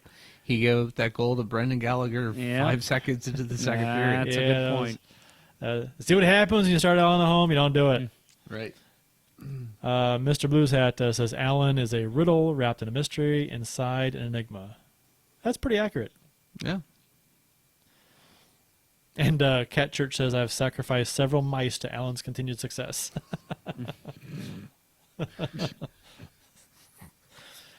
So the Blues are now 11-3-3, 25 points, have won 6 in a row, and now have a 5-point lead in the division, which holds still after the Colorado-Nashville game tonight. With Colorado winning, the Blues maintain their 5-point lead. I do believe Colorado has now tied Nashville in points, 5 points behind the Blues. And they have they're actually tied for first overall in the NHL with Washington and 1 point ahead of Boston. So does this surprise you guys at all with the way actually standings wise, amazing, fantastic. First in the division, first in the conference, tied for first in points in the NHL. So we've talked a lot about how this team so far this season, aside for the past couple games ago, I guess, have been from game to game inconsistent within the game itself. Like they'd have one period be amazing, next period would be rather bad, and just from period to period it was just inconsistent play. But they were getting points even when they were losing, and got a lot of overtime wins. Their record is fantastic, and they're tied for first in the NHL. Does this surprise you guys at all that they're where they are in the standings because of how they played? And you hear quotes all the time. Up until, I guess, the past game or two, we haven't played their best hockey yet. Yeah. That's what everyone's saying, and I kind of believe that. So, yeah, I mean, it definitely feels like it's a surprise that we are where we are. But a couple of surprising things for the team is I guess the biggest surprise for the team is the overtime success, right? We've 2 overtime losses, but we have 4 or 5 overtime wins now, and maybe that comes back to bite us at the end of the year because they did change the tiebreaker this year, right? So it's now regulation wins count as the first tiebreaker, Right. and overtime wins are the second tiebreaker, but success is success. Yeah. But I also think it's indicative of how shitty the rest of the league has been.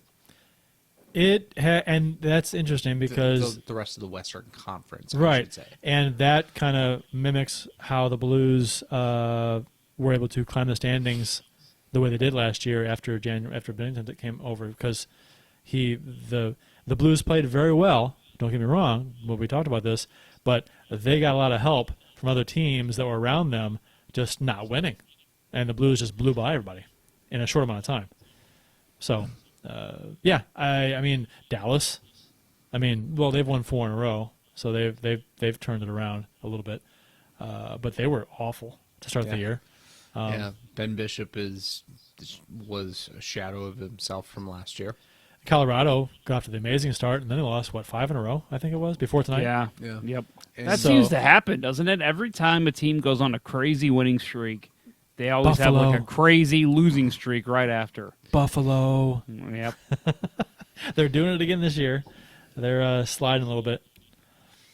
No, After I that- think I'm with Bill. I think the biggest surprise for me is just 2 weeks ago we were talking about how bad they look in overtime. They dump the puck in, Yeah. 3-on-3, and it's like, what are they doing? And Is that just I hear you. it just Like, didn't look good. like there's no game plan. Like they don't have a plan in overtime. Yeah, it's that's how it looked, and now all of a sudden, you just said it 3 times in the past week. They have won overtime games, and before that, they were winning overtime games. So, seeing the turnaround, maybe the philosophy change or whatever it was to make And them play success on better the in power overtime. play. Yeah, the power play, play. That Power play, doesn't it does help. doesn't talk about or feed into the overtime, but yeah, the power play. I mean, they are coming around finally. Vegas Blues fan Heitzman says the Blues are number 3 in the NHL power rankings this week. That's fair. And Bradley Stevens says, I feel like the entire conference had a cup hangover except the Blues. The Sharks haven't been, what they were supposed to. Sharks have Ooh. been abjectly Yeah, terrible. They've been There's a awful. number of teams that, and some surprises, Vancouver, Edmonton.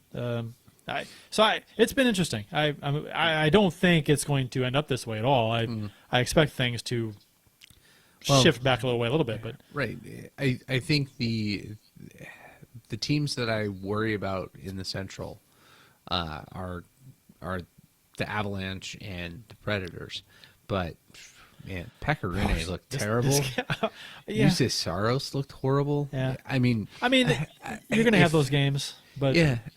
But Nashville, I mean, just thinking about the effect of the Subban trade and what they brought in to replace Subban, you decide that bringing back Dan Hamhuis, who had his best career years in Nashville 10 years ago, yeah. he looked terrible on that Donskoy goal for the hat trick. I think maybe the as far as the Blues go, that they're is to kind of reference they haven't played their best hockey yet. Maybe they're playing with a level of confidence to where they get down in a game or they have a bad period, that since they're cup champions and they've been through the war that was to win that cup, that they have this ego or this confidence about them that, well, we're the Stanley Cup champions. We're not out of this game. And they've had a number of comeback where they've also blown leads in the third period too. But still, I mean, they're Wasn't that their mentality all last year, though? It was resilience. Right. They didn't get True. They weren't devastated by even the hand pass Right. game-winning overtime goal. Nothing beats them. Yeah, so it's probably a combination of things, and the fact that they're just a really good hockey team too. I mean, they're a lot of depth, a lot of with Tarasenko being out. Who? Tarasenko, he's a winger that we've got that one of the best goal scorers in the NHL over the past like 5-6 years, and he's out right now. He's hurt. I don't recall. Yeah. But the depth that this roster has on it, to absorb the loss of Tarasenko, which so that's 30+ goals he's going to score, and to absorb that so far, they've done.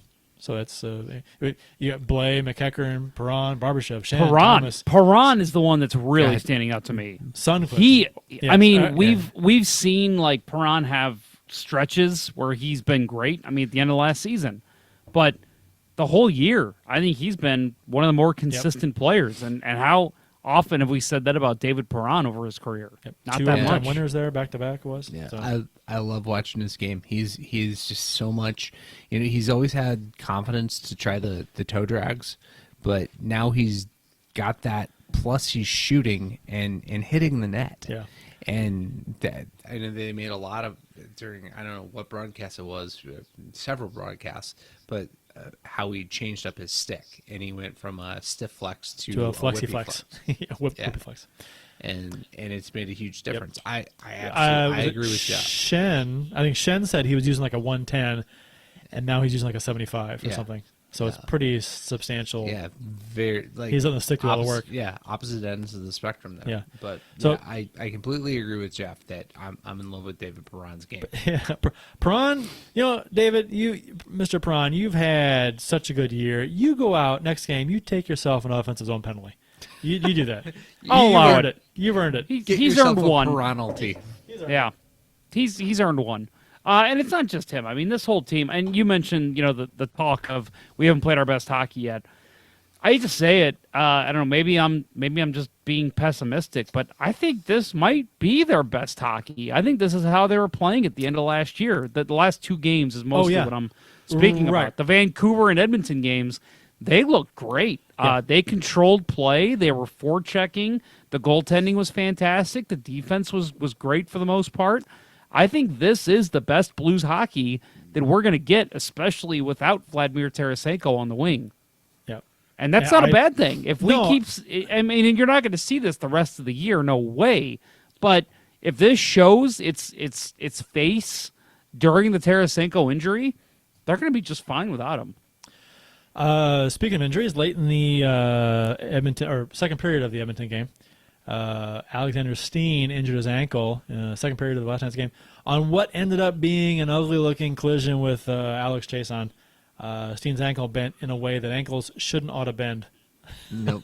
Ooh, that was bad. It was, that was one of those cringe-worthy moments that I saw the replay, and I'm like, After the period was over, I rewound it, and I paused it at the moment of impact, and I saw that his ankle was like, yeah, that was nasty looking. Took a picture of it and I posted it on Twitter. I'm like, that's not good.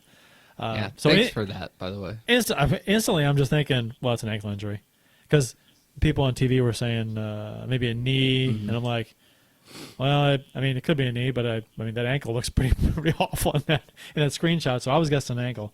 Turns out he's got a left the game. X-rays showed he had a high ankle sprain. Will be reevaluated in 4 weeks. So he had just returned from a lower body injury that he had suffered versus the Red Wings earlier in the season. I guess it's better than torn ACL. Maybe a little worse than a broken bone. Yeah. But yeah. Yeah. I mean, you actually want a broken bone when it comes to the ankle. True. Because it's a lot easier to heal. Yeah. And True. high ankle sprains, that was, I forget what year it was, but that was the bane of the goalies back. That's the thing that it's hard to heal Price. From. Yeah, because it could take like 6 to 8 weeks at the most. I mean, and they say that a high ankle sprain you will feel pretty good after a few weeks, and that will lead you to overwork and train harder to get back into shape to play, and then come back too soon. and then it's an easy thing to re-injure. So hopefully they have learned from past high ankle sprains, and they won't do that. But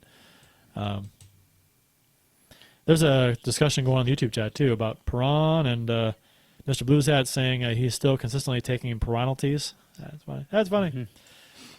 A lot of love for Perron. Cat Church says he's sassy, which, you know. And Light Sound Geometry says Perron is a hockey player. That's true. That is true. Truer words I've never been spoken. I will say with the Steen injury, it's kind of sucks because last week, I don't know if you remember, Kurt, I said, Steen, that's the kind of player, like if you talk about depth, that, one of our fourth line players got hurt. That's the kind of injury you kind of want over your top line players. And here we are the next week, and Steen's injured, so I'll take fault for that one. Yep. But and I said this last week. This is where a guy like Mackenzie McEachern is going to be asked to step in. We're going to get to another player the Blues just acquired as well, but Mackenzie McEachern, this is the type of thing that's going to keep him in the lineup, and I thought he's played really, really well this season in the time he's been given. So now he's going to probably get at least 4 weeks of action straight, unless he takes a real downward turn in his game. But not saying that injuries are a good thing; they're always a bad thing. But the Blues have the ability to absorb this, as they have with Tarasenko injury so far. I think they can do this with the fourth line, and again, we're going to talk about a trade here in a minute, but. This is the time to shine for some of these guys who are the 13th and 14th forwards for the Blues. Agreed. I concur. So, Kurt, do you have the Gary Bettman? We have a trade to announce. I do, but it's like not ready. Yeah, Vamp. I know. Maybe missed opportunity. I can't. It's not with the new setup here. The audio that I have on my PC doesn't feed in but I have to get 20-minute vamp. I have to get it set up at a different location to then line it in. So that's a project for next show. But we have a trade to announce. We have a trade to. I think you're going to want to hear this. Robbie Fabry was traded to the Detroit Red Wings after the game last night. Pretty soon after the game last night, they acquired the guy from Strange Brew.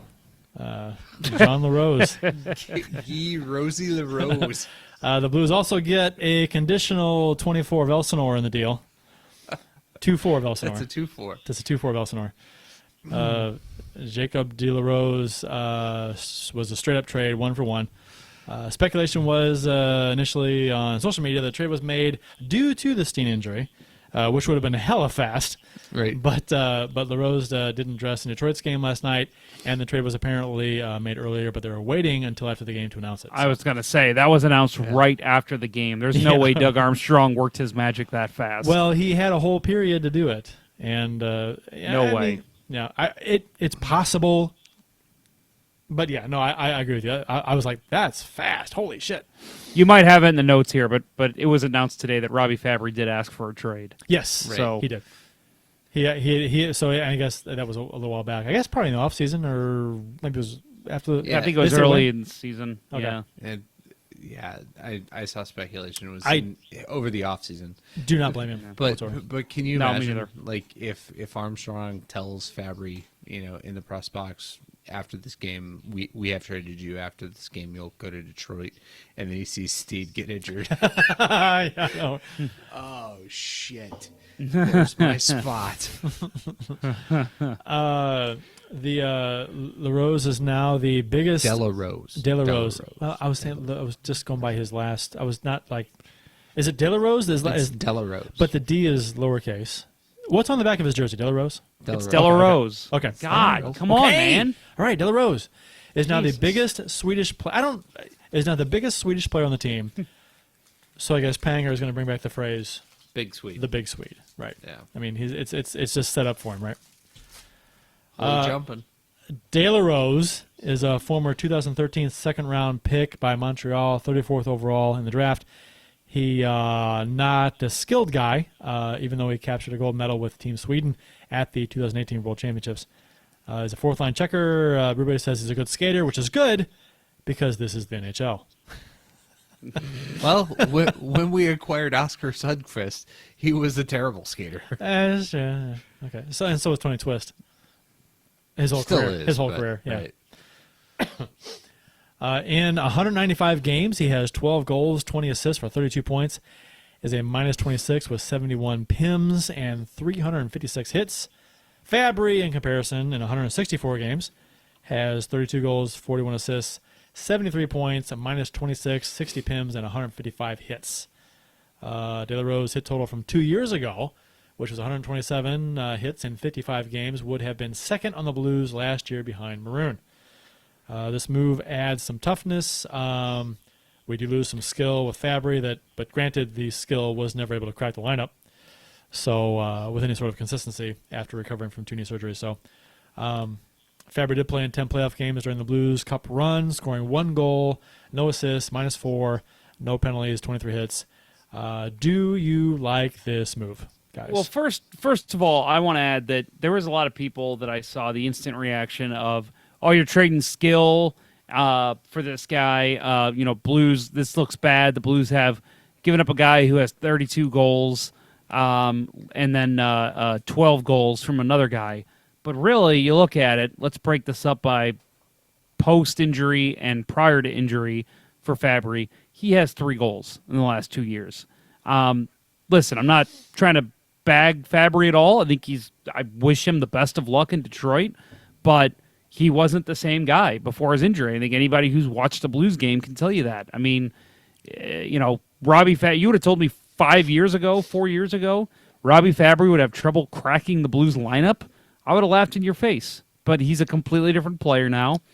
Blues know that they need somebody with some fourth line, third line skill, and Jacob De La Rose is that guy. He's not going to step in and be a first or second line player. And let's face it, though, Fabry was given that position. I think early this year he was put on the second line, looked okay, and I think as every game went on, I thought he looked a little worse and just out of place. We've talked about his defensive lapses. Again, not trying to bag on the guy, but I think this is a Berube type player the Blues are getting in Jacob De La Rose. I think he's going to add some hits. Kurt, you mentioned that his hit totals is something the Blues have kind of been not lacking, but he would be one of the top hitters. Without Maroon was the top hitter last year. He may replace a chunk of that.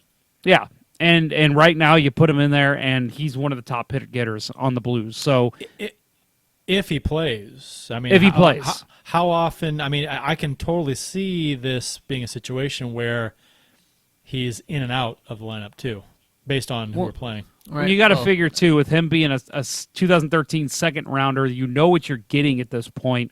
He's a guy that's not going to step in. You're not going to be like, oh, man, maybe this guy, we can turn him around and be a 40-goal scorer. When he was drafted, this is probably the type of player everybody was expecting they would get. So I think that knowing what you're getting from this guy, knowing that he can step in and be a solid fourth-line player, that's what attracted the Blues to this trade. Yeah, I remember him coming up with the Habs, and I want to say that he was compared a lot to that his skating, his speed, is like he could be somewhat like a Victor Stahlberg type, but Stahlberg I thought was a lot faster overall and not as gritty and not as defensive minded. I think that of course Montreal expects every player that comes in to be, the next Jean Beliveau. I don't think that was the expectation with him, but I think, expectations may have been a little too high. And Montreal has, a ton of players that, are in their system that fit better in their mold. He was placed on waivers in the last season, and Detroit picked him up. And so,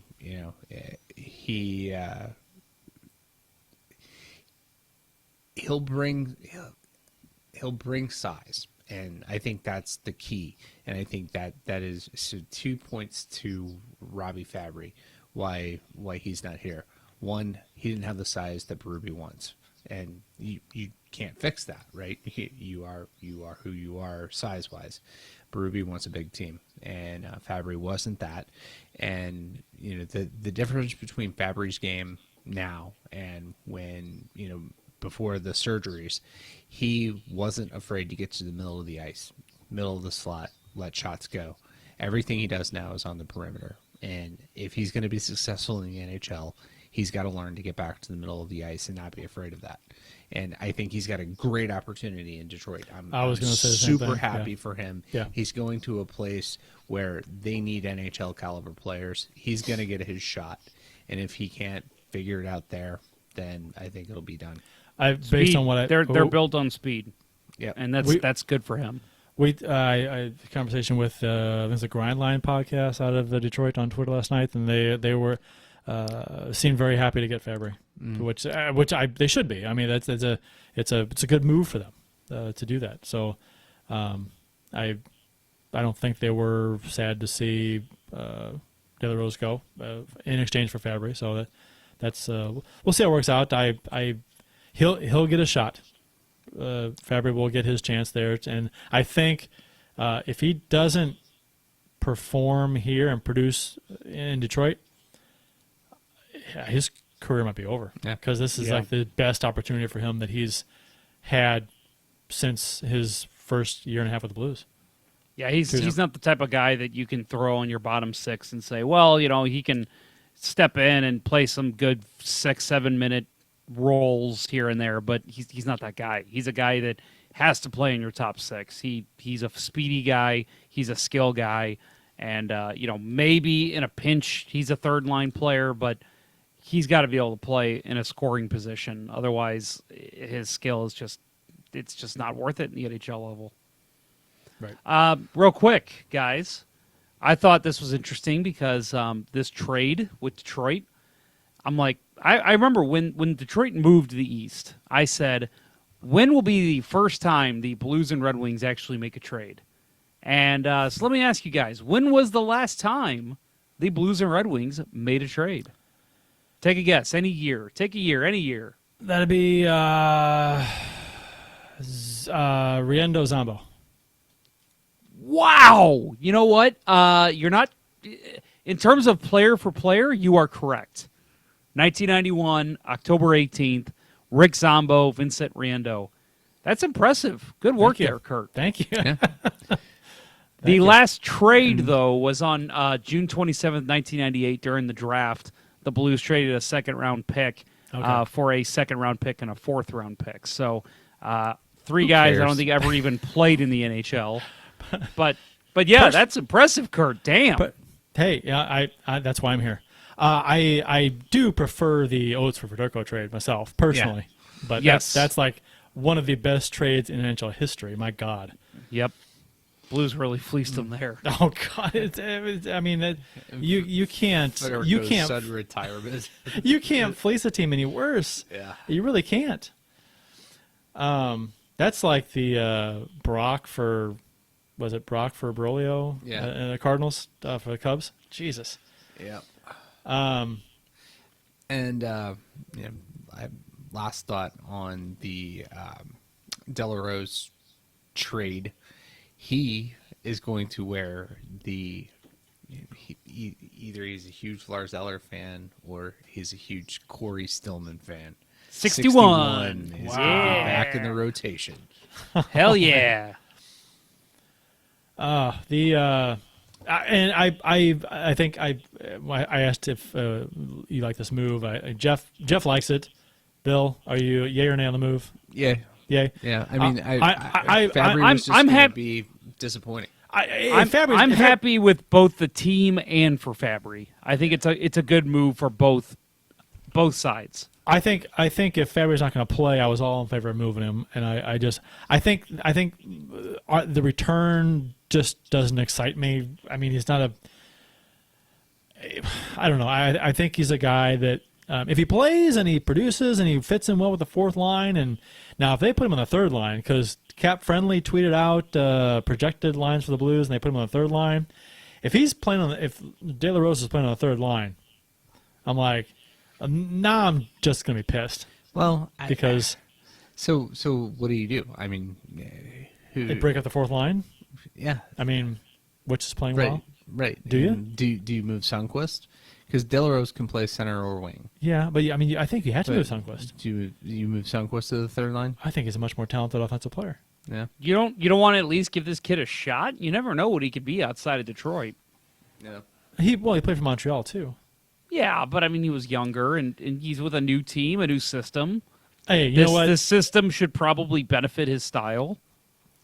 Yeah, maybe. I You know who this trade doesn't work out for though? Are the Nathan Walkers and Klim Kostins of the world? right. And the what's his face? Costin and Cairo. Yeah. Yeah, I was. That's interesting. And I had a conversation on Twitter last night about this, about how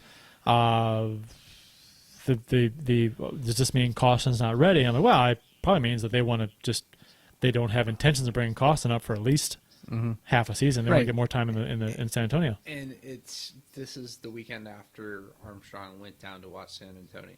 So Yeah, so that's a good point. That's telling, right? Yeah. Although I think I haven't seen stats to back this up. I heard that Costin's playing because he had a fantastic camp with the Blues. Got to a slow start with San Antonio, but I heard he's playing better down there recently. But I don't know. Anyway, the Pietrangelo contract watch. This season he has 6 goals, which is second in the NHL among defensemen. 8 assists, which is 25th. 14 points, which is ranked 7th. And his points per games played is .82, which is ranked 8th. He's got 2 penalty minutes and 3 power play goals, which is first amongst defensemen in the NHL. 6 power play points, which is 12th. Shooting percentage is 13%, which is 14th ranked, and his time on ice is 23:41, which is ranked 24th. So he's, I think Pietrangelo has had a very good season so far. He's played well. I think he's only helping his case for his new contract, personally, which is probably bad news for the Blues. It's good and bad. Good for the season, bad for contract situation, because I said before, if he plays at a Norris level this season, then he's going to command and probably get $9-10 million next offseason. I think, when we talked about this to death, I don't think the Blues can offer him more than 8.5. So this will be interesting because he's having a good year. If he maintains this, what's that mean? Bye-bye. Bye-bye? Yeah, and it's I hate to say it, but yeah, I totally agreed at the time, and I still do, that we can't give him over 9. And, No, I don't and think he'll so. if he keeps this up, he will be worth on the open market probably north of 10. Oh, it's a lot for a. Okay, But just think about how his agent's going to approach teams in the offseason when they come to him saying, we'll give you Yossi money. And he'll be like, wait, did Yossi win a Stanley Cup? Did Yossi just win a Norris? Because I think he could be on track for a Norris the way he's playing right now. If he maintains this, I think he's a finalist. Yeah. And which I said before the season started, I'm like, for Pietrangelo to get the kind of money people are saying that he might be commanding, he needs to be a Norris Trophy winner or a finalist this season, and he's kind of doing it right now. Or it's early, but he's kind of doing it. So we'll see. Jeff, I mean, are you? What do you think? I mean, I'm with Bill. I think, if he continues this pace, which I don't know if he will, then yeah, I think it's going to be bye from the Blues. But it's too early right now to tell. They're not talking, as far as I'm understanding, right now about an extension. But I do know that both teams are interested. At least both sides are interested. So it's just a matter of seeing how things play out. If he gets hurt, if he goes on a slump, I mean, Doug Armstrong's going to be licking his chops. But at the same time, like you guys said, you want him to still play well because you want to see this team repeat. But if you want to keep him long term, Do you want to see him keep up the success? I know, right? It's catch-22, right? Yep. Damned if you do, damned if you don't. Yep.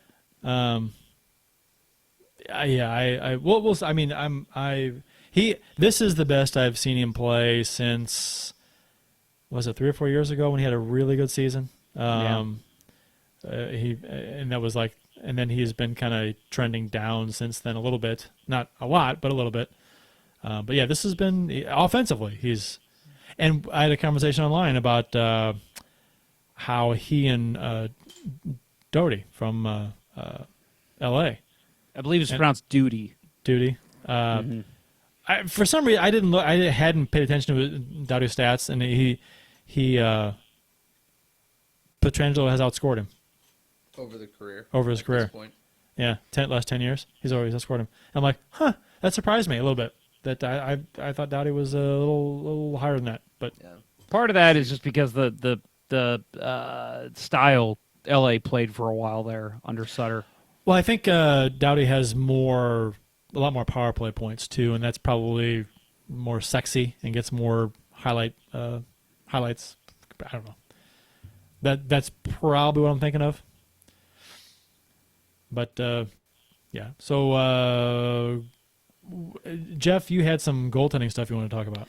Yeah, and this was mostly stemming from a conversation that's been going on right now amongst Blues fans and Allen versus Binnington people, which I always think is ridiculous because why pick a side? You should just be happy when the team's playing well, but whatever, that's another conversation. So for those that may not be aware, Jake Allen has moved into number 2 this season for wins. He is 139 wins. Mike Liut is still the team leader at 151. Jake Allen just passed Curtis Joseph. He is third with 137 wins. So there's been a lot of talk of, is Jake Allen the greatest goalie in Blues history?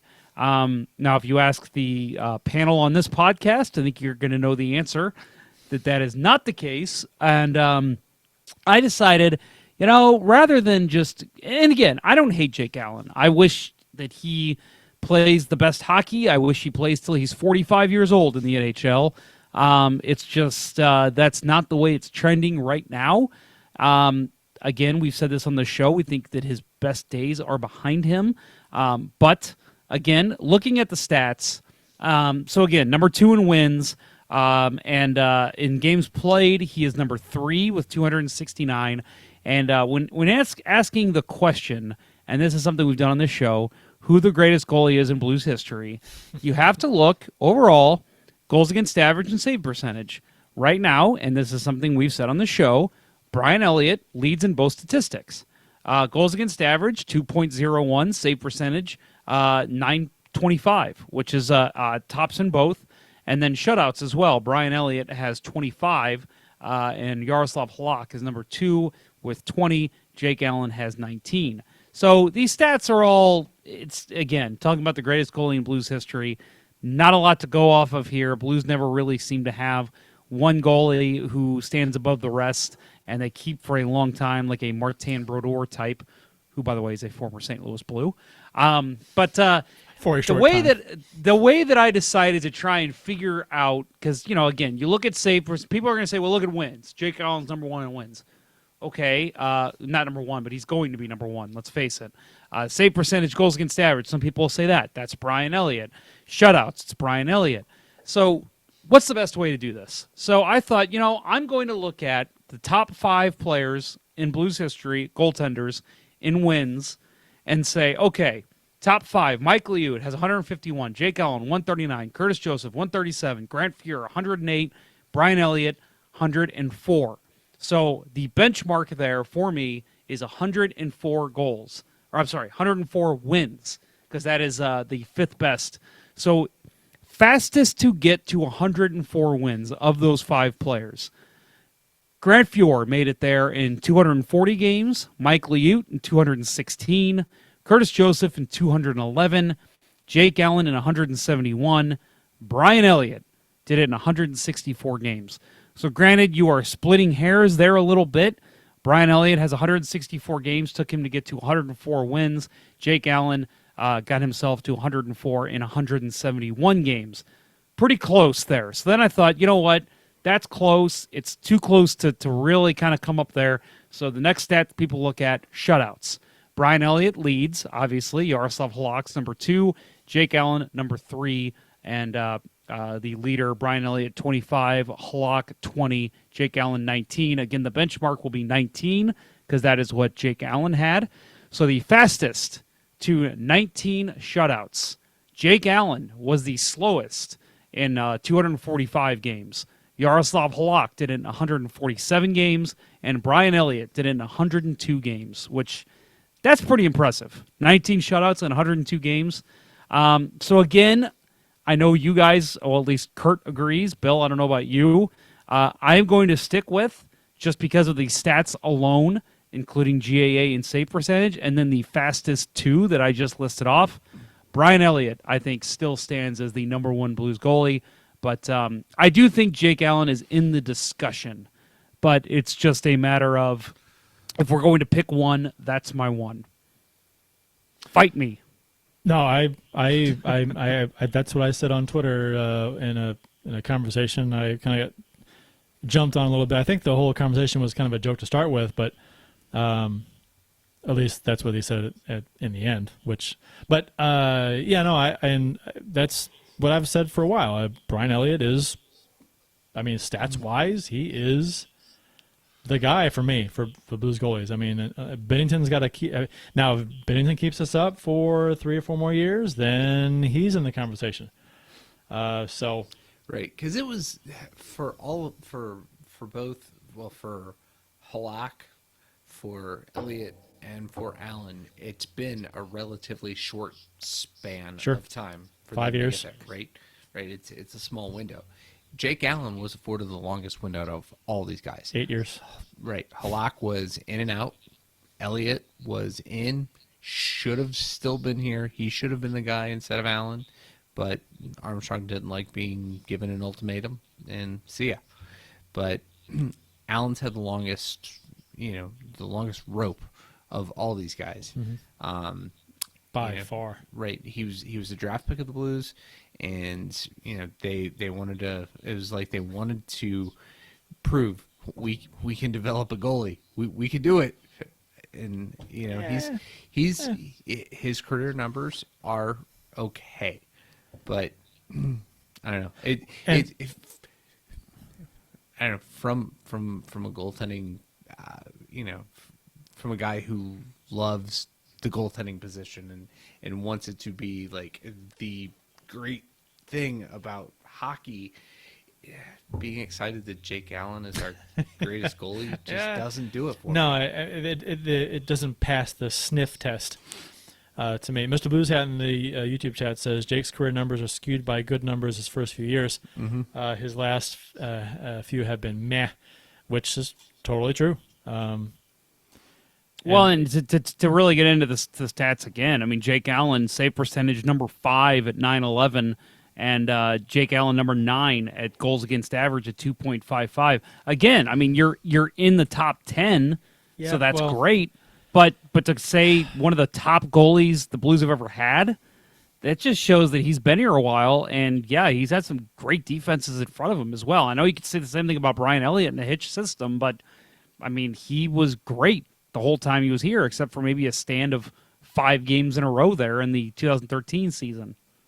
As far as goals against average and save percentage and comparing them, and we're treading in dangerous waters here with different NHL eras too. I mean, Liut and Joseph and their goals against averages were higher, but that was a different era. It was a much higher scoring era. The defense wasn't a thing as much back then. So you had an under 3 GAA and an over 9 save percentage, and it was pretty good. Nowadays, those suck.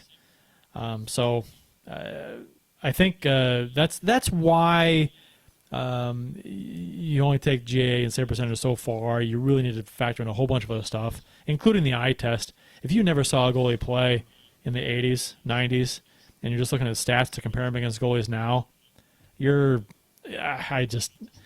not a good argument. My dad told me one of the greatest goaltending performances he has ever seen was by Ed Stanowski against the Buffalo Sabres in the 80s in some playoff series. I don't remember what year it was. I've never seen it. I've got to take his word for it. But you hear Ed Stanowski, anyone around the league says, who's that? I mean, any goalie can step in and be a franchise goalie for 1 year, 2 years, and then you said, I mean, you look at the save percentage all time. Chris Mason is number 4 in Blues history. Is anyone arguing that Chris Mason is the greatest Blues goalie of all time? No. Roman Turek's number 2 in goals against average. I mean, it's all arbitrary. You know, and they each had their moments with the Blues. Mason had a nice season. Turek had a great season. Won the was it him Jennings. and Johnson won the Jennings. Yeah. McLennan, wasn't it? Or was it Johnson? Was it McLennan? Yeah. Okay. The Yeah, first yeah, year- By the way, first year. McLennan's number 3 in goals against average. Yeah. See, really? Yeah. Noodles. Huh. Brent That's- Johnson, he number played- 5. But how long? How long did McLennan played here? 2 years? It was a short window. Yeah, it was pretty small. Let me look. Yeah. McLennan had 82 games with the Blues total.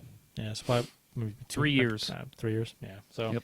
So I just have to comment real quick, just because we're talking, Blues history and goaltending, and Jeff brought up the name Ed Stanowski. First goalie I ever saw that had paint on his mask, and he had the blue note around his eyes. Yep. Absolutely love it to this day. that mask went up for sale. I don't know if it was an auction or if it was just for sale, and it was like $2,000 or something, Yeah. or $3,000. Pretty cool. Yeah. That's if I won the lottery, I would do nothing but collect goalie masks. That'd be a cool thing to own. Yeah. Stanowski's mask, Mhm. the first one you saw painted. Yep. That badass. So, but the thing I'll end on here is exactly what Scuba, our friend in the YouTube chat, says. The je ne sais quoi of making a key save at a critical time is what I go on. The it factor, 100%. Like Kurt kind of alluded to, it's the eye test.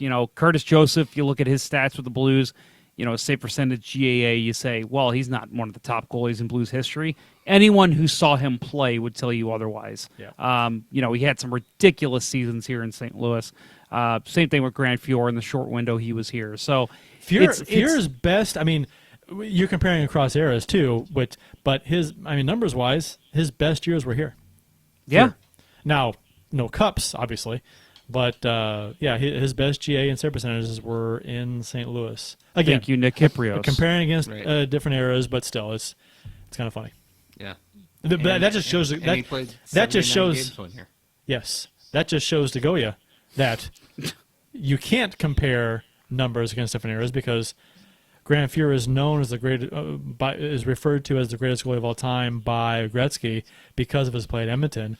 But if you look at his numbers in Edmonton, they're not near as good as they were in St. Louis. No. But he was a better goalie in Edmonton than he was here, and he was good here. He was real good here. He was awesome. Yeah, but he was that much better in Edmonton, but it was a different era. So no defense. We need a larger sample size, but I'm going to go ahead and say that I think by the time Binnington's career in St. Louis is done, I think he is going to be the standalone number 1 goalie in Blues history. I know it's history. It's very early to say that, but the guy is shown that he can be that guy. He's got the swagger for it. I hope that's the case. I do want to see more from him though, but so far so good. Honestly. The stats for the Blues last Tuesday, the Blues special teams were ranked during our last show. Power play was at 25.6%, which was 7th in the NHL. Penalty kill was 81.1%, 14th in the NHL. We had a 5-0 record since our last show. Over that time, the Blues went 4 for 15 on the power play, which was 26.7%, which is 5th in the NHL, and killed 12 of 15 penalties, which is 80%, 20th in the NHL. So their current NHL special teams ranks are power play 25.9%, which is 5th, and penalty kill 80.8%, which is 16th. So they gained a couple slots in the power play over the past week and dropped a couple in the PK over the past week. They added a couple shorthanded goals this week, though. Yeah, because the goalie was pulled. The empty nets. Yes. Right. But at the end of the season, we're not going to remember that. We're going to look, oh, my God, they scored a lot of empty net goals. They had 2 in one game? With the amount of 1-goal games they're winning, they should have a couple more. Yeah. They don't ask how they win, and Right. they ask how many. That's true. Next up for the Blues, Calgary, Saturday night. They are 9-7-2 with 20 points, currently in the second wild card spot. They're 5-1-1 at home, 5-4-1 in the last 10. Matthew Tkachuk leads the Flames in scoring with 9 goals, 9 assists. And asshole Lucic is a Calgary Flame now, so we'll have to deal with him. Will he? Is he hurt? Not suspended? Oh, is He's he? suspended. That's right. Yeah, he's still out. He's not playing. He's suspended. I forgot. Good. Oglethorpe? Good. That's for the best. Ogiltorp? Oglethorpe? No, good. That's good. I mean, Lucic, man, he sucks, doesn't he? He's just terrible. He's a fucking prick. Everything is what about him. God, he is. He's dirty. He sucks. He's fucking dirty. Used to be good. They beat the Coyotes 4-3 in overtime on Tuesday, and they're playing in New Jersey tonight. So the suspension may be over then. He'll be in the lineup Oh, yeah. because it's How many 2 games? games. Oh. So, and it was announced Monday. So So asshole Lucic will be in the lineup for tomorrow night or Saturday night. Don't forget, you can't touch a flame when it's red hot. Oh God. I try to forget. I'm not going to play it. I try to forget. If really wish you you're would. if you're listening, go on the YouTube and punch in "you can't touch a flame when it's red hot," and you'll see what year was that? 86. 86, yeah. 80s during their cup run. Yeah. They made a video Where they like lost to Patrick Waugh. like the Chicago Bears did with the Super Bowl Shuffle. They tried to replicate that, and it is awful. It is. Brett Hull's in it. Brett Hull is in it, and it is terrible. It's hilariously terrible. For anyone who's wondering, the Flames did beat the Devils tonight 5-2. So they'll be coming off a win. Lucic back in the lineup. Riddick. Is it Riddick or is it Rittich? It's Riddick. Riddick. Yeah. David Riddick. He'll be back in net likely as well. You can't touch a flame when it's red hot. Good Lord. Oh, and yeah, okay. That's all I got. Anything on the YouTube chat here? Talking about Bennington, Scuba says he won that Game 7 for us, Yeah. which I think we've all agreed on that, and calls him a brick wall. So 100%. No, I mean that's his legacy right now. So Oh, yeah. It will always be his legacy unless he wins us another one. and does something as dramatic as that. I mean, there's always something dramatic that happens when you win a cup at some point that you're known for. But man, it's going to be hard to top that performance in the first period and that save in the third period and golly, Still get tingles thinking about it. so much fun. Mm-hmm. Our next show will be next week sometime. That's all I got. Yeah, it's too far. It's too too- far out there to. Yeah, to Tuesday or Wednesday. prognosticate. I think next week there's I don't know. It might be Tuesday or Thursday. I don't know. We'll see. Thank you guys. That was fun. Good because that was a long show, but it kind of flew by pretty quick. Yeah, it did. Well, guys, I don't have another one more thing, so lucky you. I think we got it all out this episode. Stop talking before you come up with one. Thanks for listening, everyone, and thank you Wait, for those wait, who one more chatted thing. along, who chatted along in the live show in the YouTube chat. We hope you guys enjoyed it. For Jeff Ponder and Bill Day, I'm Kurt Price. That will conclude this week's broadcast of Let's Go Blues Radio. Until next time, everyone, let's go Blues. Let's go Blues. You can't touch a flame if it's hot. And you got it wrong.